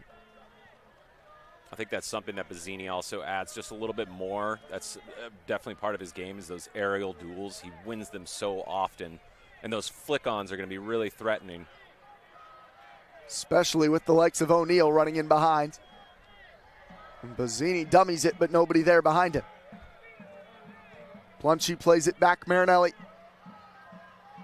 And now Windshower has Ali Somau to deal with. Does so nicely. Bazzini, wonderful 1-2. Windshower runs out of room and commits the foul, tugging Uriarte down with him.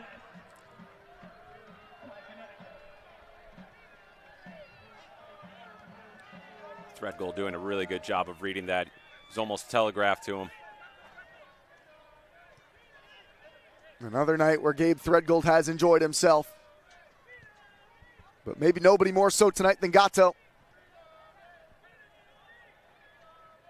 O'Neal and Leibovitz the goals. O'Neal's coming on a rebound after Leibovitz hit one off the pipe.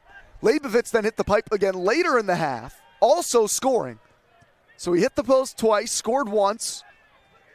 Leibovitz certainly had a variety of chances. Yeah, his heat map is red hot.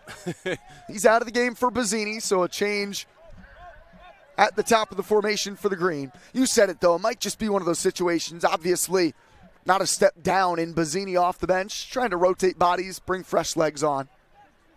No, absolutely. I think it's literally just keeping both of your options as in form as possible. Bazzini scampering away, and he keeps it in. Threadgold, the runner off to his right. Bazzini chops it. Bazzini! Didn't quite get the finish right, asking if it got deflected, claiming that it got deflected. And the referee would have none of it. It's a goal kick. It felt like a tall ask from watching that, but I like it. I think he was just moving. The ball was moving pretty quick. He was going at full speed. I think it's just it's a difficult shot to take right here. Maybe just, wanted to get a little bit further on the middle of it, but might have gotten a piece of Doherty on the way by, but nothing doing on that look.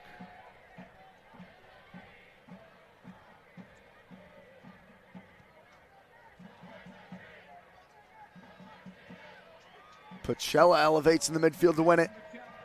Bazzini takes a bump, and the referee has noticed that and he'll call the foul. And it's consistently happening every single time it goes to him. Right now, AC's having a really difficult time trying to mark him. They can't necessarily they obviously haven't been able to win the aerial duels so far, so they're consistently fouling him. They're pushing him. They're pulling him. Threadgold not on the same page as Zengek. But look at the recovery already from Threadgold. Immediately back in position. Feels like he hasn't been caught out of position yet since we've seen him. O'Neal, great Bazzini's in. Yannick Bazzini, Marinelli the save. Bazzini's still there. He'll score. Yannick Bazzini follows his own miss. And what I want to highlight, Brian, is that first time crisp pass from Rodri that found O'Neal. The fact that he was able to take it one time and it was perfectly weighted, that O'Neal didn't have to bobble it from his chest or anything. We take another look. You can't see it from there, but O'Neal's able to receive the ball clean. Bazzini gets his chance, and a great follow-up from here. That's not easy. The third of the season for Yannick Bazzini. Another look at O'Neal's through ball. The first shot denied, but it fell kindly. That's a tough finish still. That's what I'm saying. It's a tough finish. He has to wait for it the whole time. It's hanging up, and he knows he's got a goalkeeper right on him. It just feels like whenever he gets a couple of chances, the ball finds the net. Give him 2 or 3. He's going to put one on. That is his 10th career Vermont Green FC goal. His 3rd this year, 6th last season, and 1 goal in the U.S. Open Cup. So now Bazzini and Diba Nwegbo with 9 USL 2 goals each. And Bazzini across all competitions, now the most career goals in a Vermont Green uniform. I was, for some reason, I thought Bjorn Golfson was up there too. Yeah, I think he scored 7 in his lone season with the club. He did a lot of assists. O'Neal looking for more. It's a 2-point night for O'Neal, although after that save, he's probably not going to get an assist there, is he? No, unfortunately not. Yeah. But O'Neal and Rodri, a big part of Bazzini's most recent tally. And we said it when we noticed he was coming on. You don't want to give that man too many chances. Wind shower tripped up. That's Uriarte who came in to clobber him. I think this is going to potentially either be a talking to or a yellow card. It's a bit reckless. The Spaniard, Aritz Uriarte, who's had quite the career at the D2 level with posts. Indicating this is the 3rd time. This is the last time. Any more of that, that's going to be a yellow. Now the Green matching their season high with 3 goals. And it's Ndiaye's turn to split the line, but Threadgold's actually got clipped there. Free kick. I thought that was just a loose touch from Threadgold, a rare misstep. Yeah.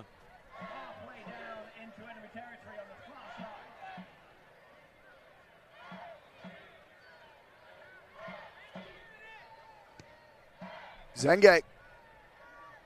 O'Neal battling with Uriarte. Part of why Uriate's gotten a talking to. He's had Xavi O'Neal as his task to defend all night. Now a chance to break for Ali Somau.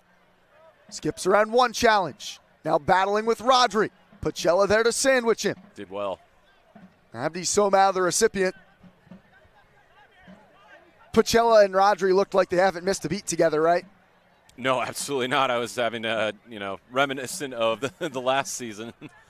It is really interesting that you and I talk a lot about the midfield. I know that's a position you watch closely. Feels like the combo of those two and their ability to defend, they're so veteran, so versatile, with the creative freedom of Gatto right in front of them has been a fun mixture. Yeah, it makes their lives also a lot easier that they don't necessarily have to be like always the creative playmaker, even because that's not really their strength. No, and it's something that we've seen that they have that pass on them, but really their first job should be basically the insurance line within that midfield in front of the back line. Yeah, I think that's what Rodri and Pacella both do so well. But we've noticed from Ndie, Leighton, from Pacella and Rodri, is that they're all able to get forward and get involved in the attack, and I like that. They're dynamic. Speaking of Musa Ndie, Threadgolds, taken by Bennett, worked backwards by Lauren. Bazzini might be in. Yaniv Bazzini's on the charge, but Doherty slams the door. It's a good read from Doherty. It was just a little bit of a heavy touch. It's difficult to keep it really, really close on turf.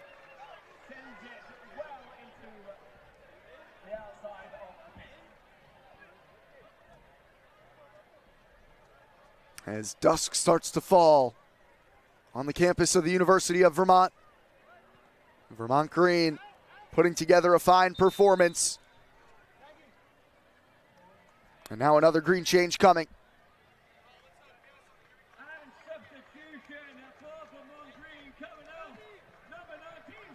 Zach Zenge will be the one to exit. In his place, Bawa. Zenge, who's the lone attacking option, Matt, to start every game. Maybe wasn't his most explosive outing, but still an impressive performance amidst that midfield. Yeah, I think he was just consistent throughout. He had a couple of really good chances. He had that one screaming attempt from it. Threadgold right back to work. Bazzini's in the area. And again, Doherty the one shadowing him. It's off Doherty for a corner. But now we get a look at Bawa, who has been explosive himself. If your legs are tired, this is just not what you want to see. Well, I tell you, Bawa was most often used off the bench for North Carolina this year. The former North Carolina Tar Heel headed to Syracuse in the fall. Will take this corner. Scored 4 times in the fall for the Tar Heels. I would imagine he is tough to handle with tired legs. His legs might have been a bit too fresh. Sent that one deep for Fisher. A little bit of lead in there. Oh, Gatto, tight roping. Gatto, still with it. Gatto, it falls. Bawa and Rodri. Big block. Now this is going to be a test here. McCann and Threadgolds, they tangle. And the two of them now go shoulder to shoulder. The former Vermont Green man, Sam McCann, and Gabe Threadgolds exchanging words and a look. Those are two lightning quick performers. And we know that McCann is, kind of a fan favorite of the locals, and he's still kind of in our hearts as part of this club for it. But you can see clearly from Threadgold's reaction there that this is all business. We can shake hands and be friends after. They are both booked. They were teammates briefly a year ago.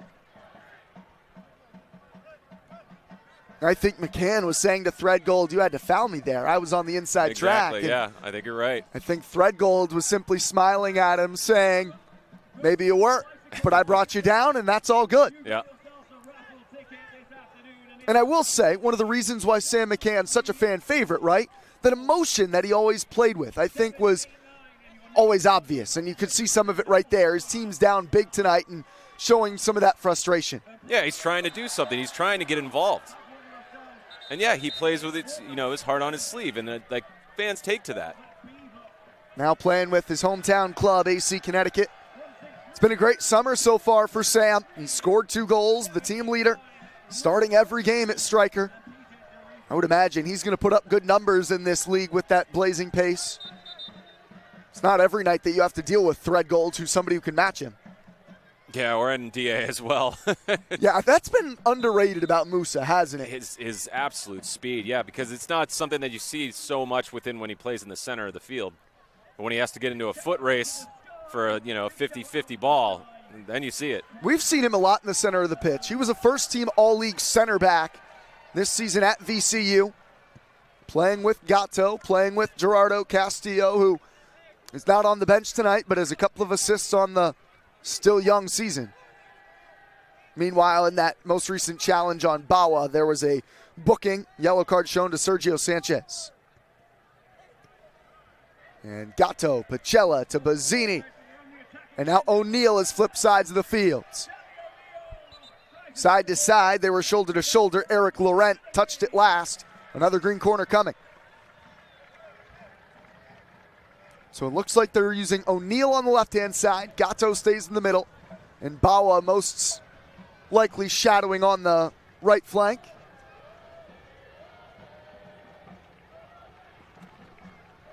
Short from Bawa. He and O'Neal.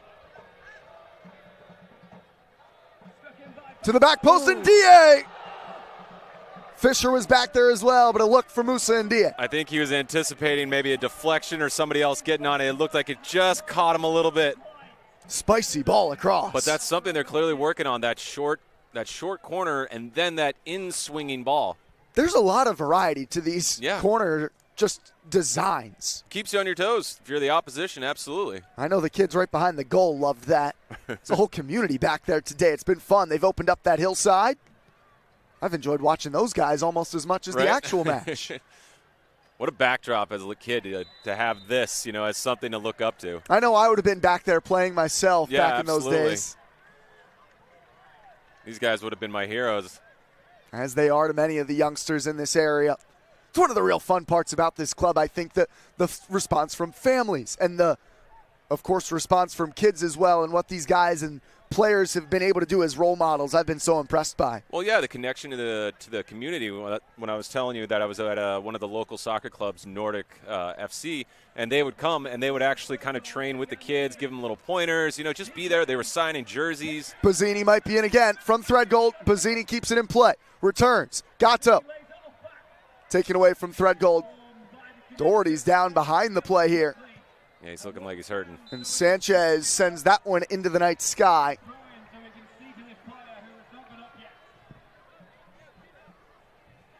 So you hope he's okay. One of the starting center backs for the visitors. And we'll begin to warm up Justin Vallejo, midfielder with some league experience. I didn't catch it, but so far he hasn't gotten up either. It's looking like it really was a deep impact to that right foot. He and Threadgold's got a bit tangled up. I didn't see a foul in there. Maybe Threadgold stepped on his foot. It was Threadgold who stayed on his feet as the two of them were both off balance. Yeah. How about these fans, though, Matt? As some more athletic training treatment for Doherty on the side, but another outstanding performance from these folks battling a delay of over an hour. Right. We've thrown a couple curveballs at them, whether it's, raining sideways or we have, lightning delays or it's blazing hot or, a delay for the bus as in today, but always remaining, steadfast, always here, and we really appreciate it. You can see Doherty and athletic trainer for the Green, Kate Harney, gingerly walking off the field. Yeah, he's holding that right ankle, right foot. Yeah, he's walking gingerly on that. He'll have to at least step off the field. Vallejo, a 5'8" midfielder, I doubt will be a like-for-like change at center back, if that is indeed the swap. Meanwhile, some Vermont Green changes. Ryan Comby and attacking midfielder Carlos Zambrano are the two to check in. Looks like Gatto's night has come to a close, Matt. Yeah, he's put in a shift, and I think it's time. You can see he was working his butt off all match so far, so I think it's just, keep him healthy and get some minutes for some of the other players. And Xavi O'Neal, who picks up a goal. So won't get the assist on the Bazzini goal, but a couple of big-time performances from Xavi and Gatto. Yeah, both outstanding performances tonight. So it looks like Comey's coming in on the left then, and then I think Zambrano through the middle. Sit in the hole. Okay. Bawa remains on the right side. Moving to center back then for the visitors will be Sergio Sanchez, who had been the defensive midfielder, and they'll use Vallejo through the middle. McCann gets on the ball. He hasn't been able to see much of the ball today.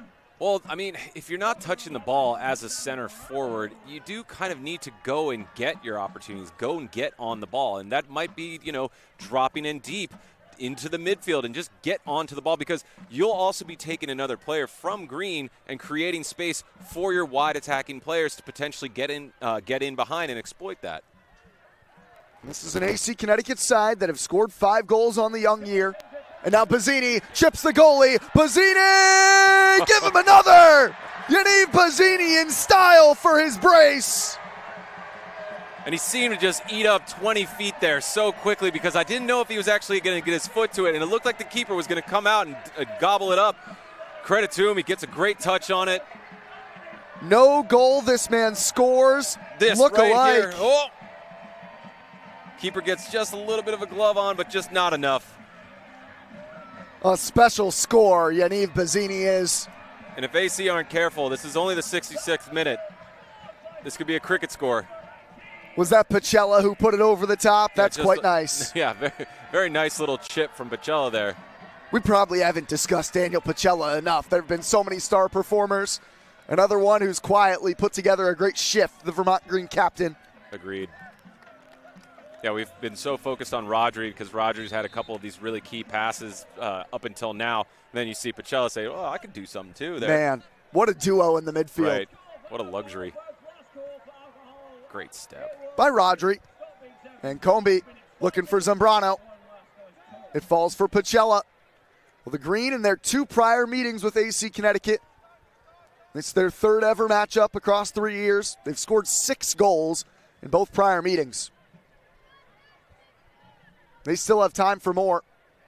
And the substitutes will certainly want to join the party. Oh, absolutely. Comby especially, I know, is gonna have the legs for it. There's a deep ball looking for Bennett. And DA even's able to track down his bit of a rocky first touch. But Combe too slow. Zambrano wide of Pacella. McCann. That's better from McCann. Swung out wide. The 2 Somau brothers link up. Here goes Ali Somau. Wind shower hustling to recover. In towards McCann, but Ndie makes the defensive play. And Reed Fisher blasts off.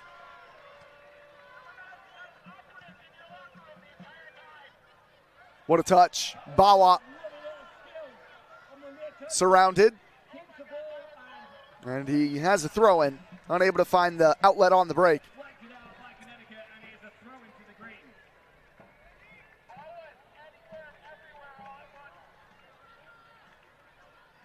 Good shield from the youngster Zambrano. Check from Zambrano. Another future Syracuse Orange. Rodri's pass just held for thread goal. I thought it was going to work, and it was just audacious that it was the technique that he used to try it. Pacella forces Diaz Rincon back. I'd like to see AC get Diaz on the ball a little bit more often. I thought he's been the most technical player on their team so far, other than maybe McCann. The Madrid, Spain native. Yeah. We've got a couple of Spaniards, pretty much that entire group from posts. Sanchez, Diaz, Uriarte. They've all had a ton of success at the Division II level. That's a clean first touch from Abdi Samau. Oh. Whoa! Oh. What a try. Ali Somau, the older brother. I think that caught Wickham by surprise. I don't think he was expecting this shot from here. First shot attempt of the day. Takes a touch past Winchard. He says, you know what? It's 4-0. I'm going to go for it. Wickham was scrambling.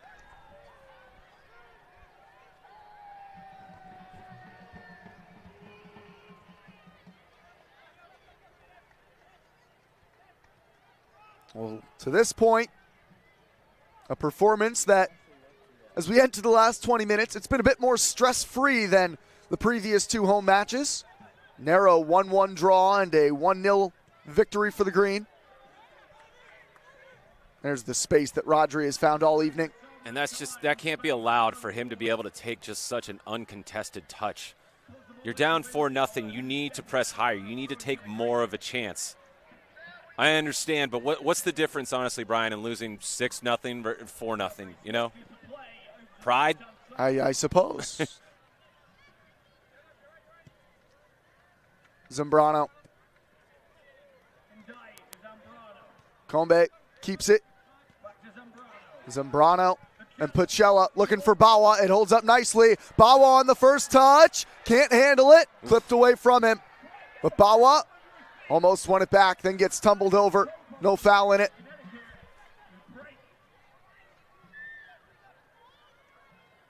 And Marinelli can only pop it into the air. Pretty good turn from Vallejo. Zambrano working hard. Commits the foul against Diaz Rincon. I just noticed Zambrano's chrome purple cleats.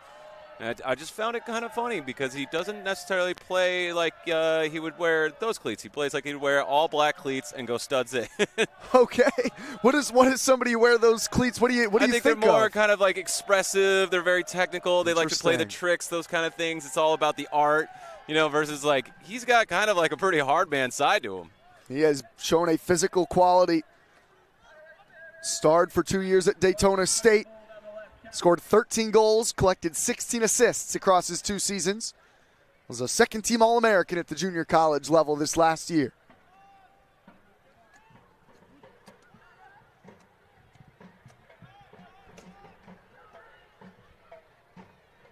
Couple of more changes getting queued for the green. Sam Layton, the Australian, and the Norwegian Sjord Drexler preparing to enter. One more run for Threadgold, but perhaps he's finally run out of some gas. Ferreira, it's Rodri, sent him on the run. Yeah, I think the ball just had a little too much pace on, even for Threadgold there. And so now the green will get their chance to make some changes. Layton, the first one on, and he's in for Rodri. And then the green making a change along the back line. It will be Gabe Threadgold who exits in place of Sjord Drexler.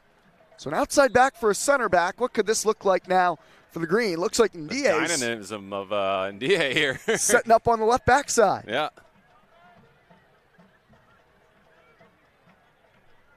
And I mean, it just must be so nice for Coach Pfeiffer to just basically have the option to put Layton in for Rodri, you know? He was the man of the match according to the official announcement last game. I know they gave me a little bit of shtick when I was over at training with them when they heard that I said Threadgold. I was like, really? I didn't think you had that bad of a pick, though. Pretty good run there from Somau, and he gets tumbled. He's been expressive since checking in. Were they really giving you a hard time about that? No, it was all in jest. Okay. I would have backed you. I didn't hate the pick of Layton either, but no. They were not impressed with the tackle on Zengi, though. I think they were not alone. Combe. Oh, it's turned over. Bazzini has runners. He plays Zambrano through. Carlos Zambrano. Marinelli plays it well. And now Fisher and Drexler partnering once again at center back. Reel it under control from McCann.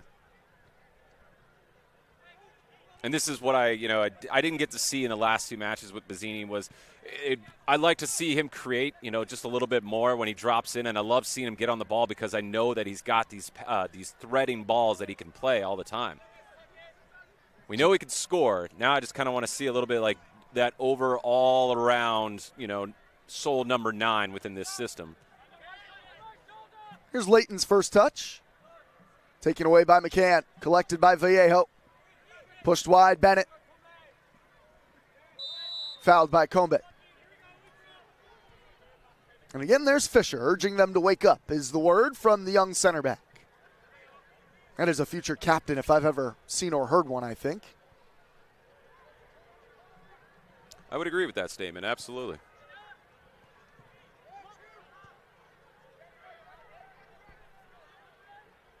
Swept wide for Uriarte. He feeds Ali Somau. Wind shower with the other of the Somau brothers tangled up.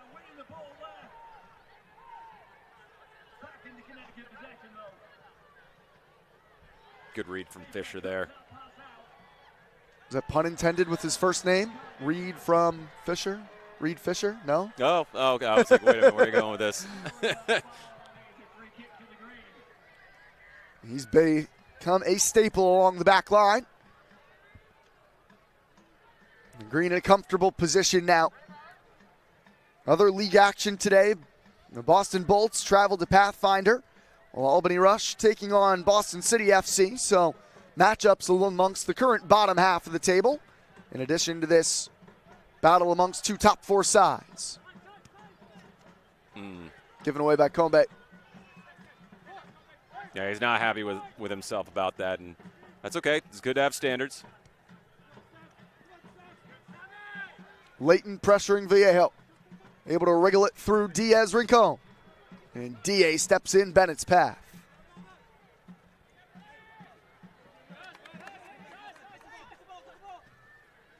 And a throw for Combe. Another substitute incoming for the visitors. It will be Cole Ewaltz, making his club debut for the summer. Getting ready to check in. Maddox Yu is the other one who's set to check in for AC Connecticut. And again, Pacella trying to unlock Bawa. Bawa relentlessly wins it. Wind shower. That brings the crowd to their feet. Wind shower, an early ball that hangs up in the air, forcing the punch from Marinelli. A bit awkwardly. Uriarte controls it. And I find it kind of humorous with Bawa's pace is that Pacella, he played it a little bit short on that chopped pass. And you literally could see Bawa's like, all right, well, if I just put it anywhere within 10 feet, he'll probably get to it. Uriarte is back to his feet. He got clipped by Zambrano.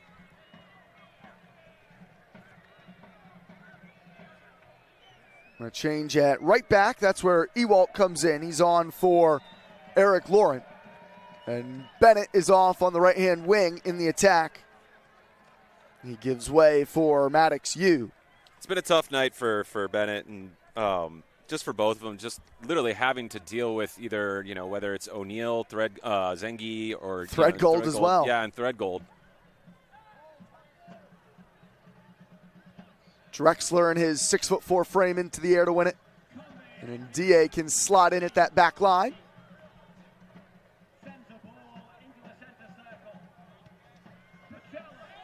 Combe has spotted Bazzini's run. A floating ball. Bazzini brings it down. Bazzini! Sitting on a hat trick. Thumped it. And look at that. That would have been, what a chance. Taking a chance with his weaker foot, too. But what a ball from Combe. What a touch from Bazzini. Well, at first I thought Bazzini, let's take another look at this. He knows that his time is running out, and he can either try to dribble for it, but he backs himself to actually try and get that hat trick. But the ball over the top from Combe. Yeah, but the ball over the top from Combe, because at first I thought Bazzini maybe should have made like a diagonal run into the channel, something for Combe to find. Combe said, oh, that's fine. If you want me to just float it over top and just have it sit in front of you, I know that you're going to get onto it. McCann has lingered offside. Again, Bazzini's chance. Man, almost toes it in with the left foot.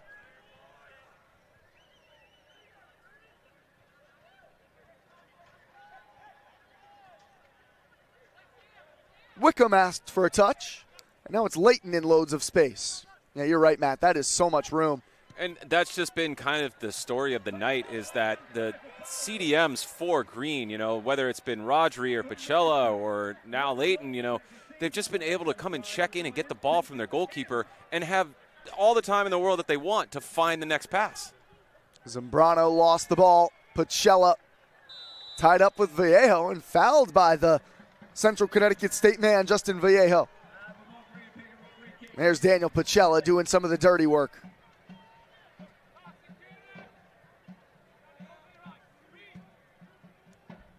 Wow, 1-2. Combe, Zambrano, offside. And Bawa missed the net. Zambrano had lingered, leaked, and wandered ever so slightly. I don't think Zambrano could have played each pass so perfectly weighted and on the ground. It never left the ground, and it had so much zip and pace to it. Love seeing that. And it's turned over. Zambrano! Moments later, he strikes. Carlos Zambrano, his first in the green. It's 5. And he is feeling it right now. And with the double flip. All right, we might have a new superstar for green now. Show off. And what great technique to curl this across. Let's take another look at this. And he just slots it down in the bottom far post. The goalkeeper's furious with his defender there. There's the And then giveaway. right here. Combe in the press. And it falls wonderfully for Zambrano. Now let's follow him. Oh, I want to see. We're going to need to see a highlight reel of the flip and whatever acrobatics went on over there. I scored a 10 out of 10. Oh, here we go. And here's this flip. Impressive. Indeed. And Green 1 goal shy of matching what they've done every time they've played AC Connecticut. They are frolicking in the summer evening now. And again, they try to go over the top towards McCann, and Wickham content to fall on it.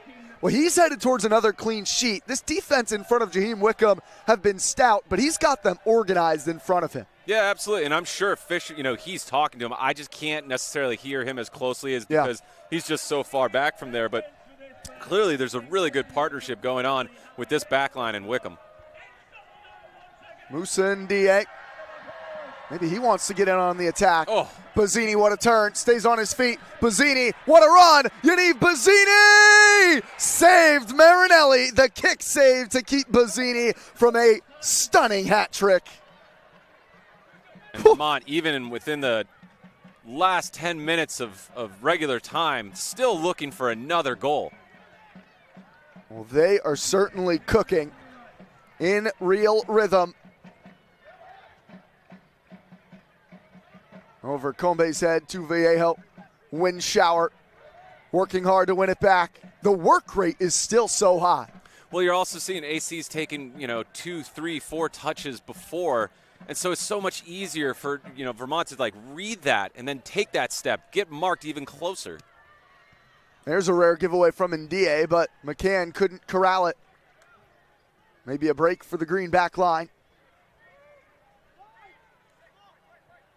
And Fisher willing to kill the clock, kill the game maybe. And there again, I don't understand why AC is sitting so deep at 5-0. Go and press higher up the field. Go and see if you can get a consolation goal. Now Zambrano on the right-hand side to his left foot. And the chip to the back posts. Landed on an empty area.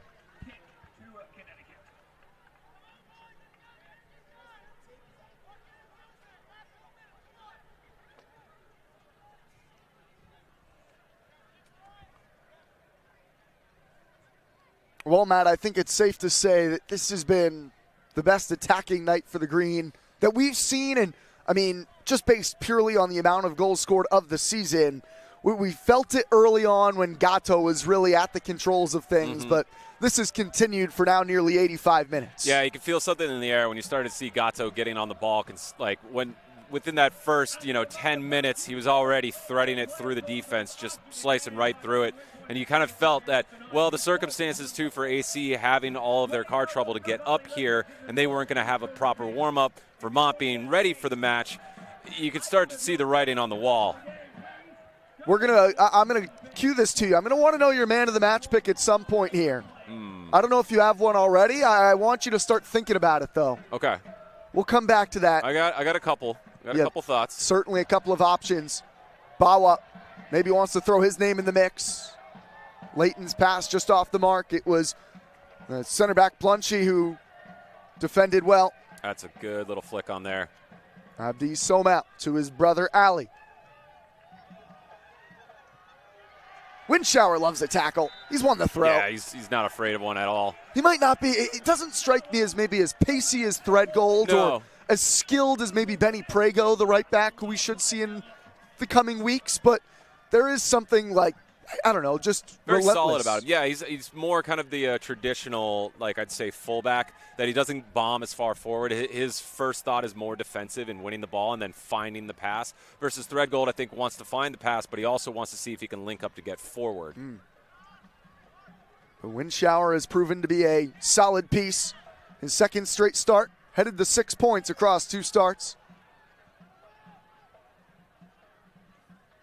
Bawa digging for it, crawling after the ball. He got bumped off balance. The commitment. I no love foul.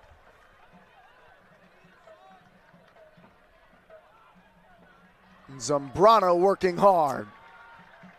Really impressed with what we've seen from Zambrano today.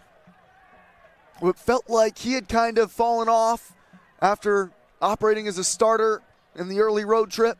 Same with Gatto. We hadn't seen him to the first 2 home games. But they have both impressed.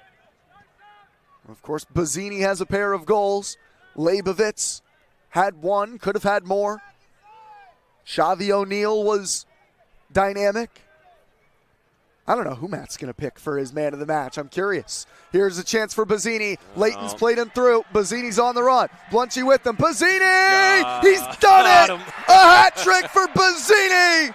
Leighton the through ball, and Bazzini points 3 fingers to the sky. And arguably, I think, his best finish of the night, too.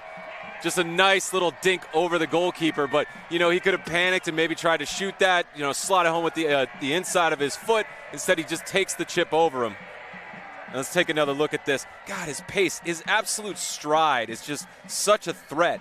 He takes 3 steps and he covers 20 feet. That's his off foot, his weaker foot to finish like Literally that, not too. very weak. Well, Brian, you might have your answer Does there. Does that do it? How do you not to a hat trick? I mean, you are as excited as I've seen you. This is me playing devil's advocate.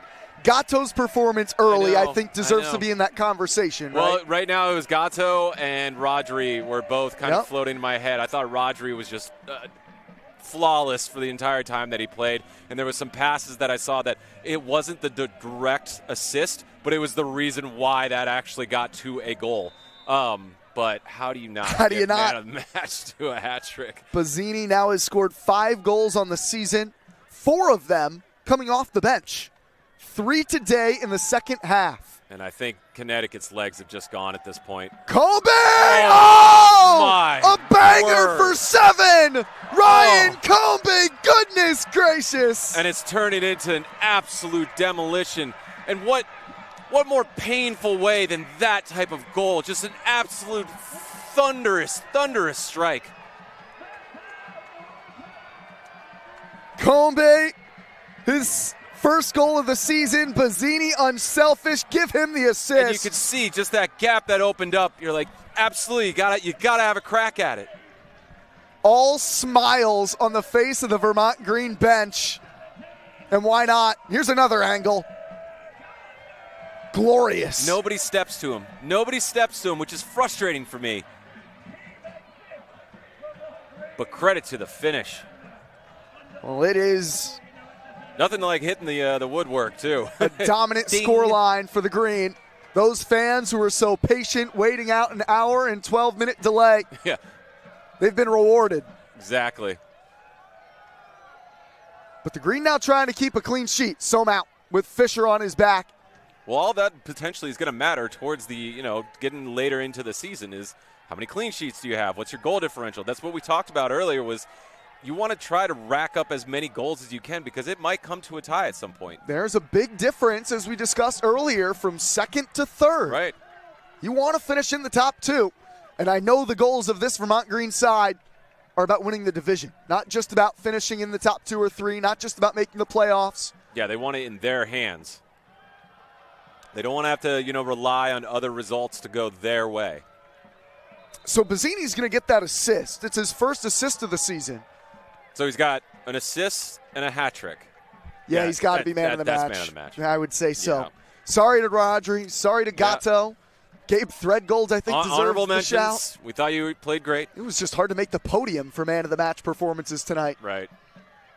I thought everyone has played a really, really great match so far. So It's been kind of difficult lately to give the man of the match, but Bazzini kind of made that easy at this point. 2 minutes of extra time added. Pacella simply away from McCann. Wickham received. Well, Vermont Green, Matt, they've got a friendly coming up on Wednesday against Juba Star, and they get a well-deserved week between games. Musa Ndiaye, who's got 1 goal in his Vermont Green career. Towards Bawa, defended by Uriarte. And that is the final. Vermont Green will next travel to Albany Rush in league matches. They also have Seacoast United in a league match before their next home USL2 appearance. But a 7-0 win tonight. The fans on their feet. It's a well-deserved ovation for a Green side that dominated.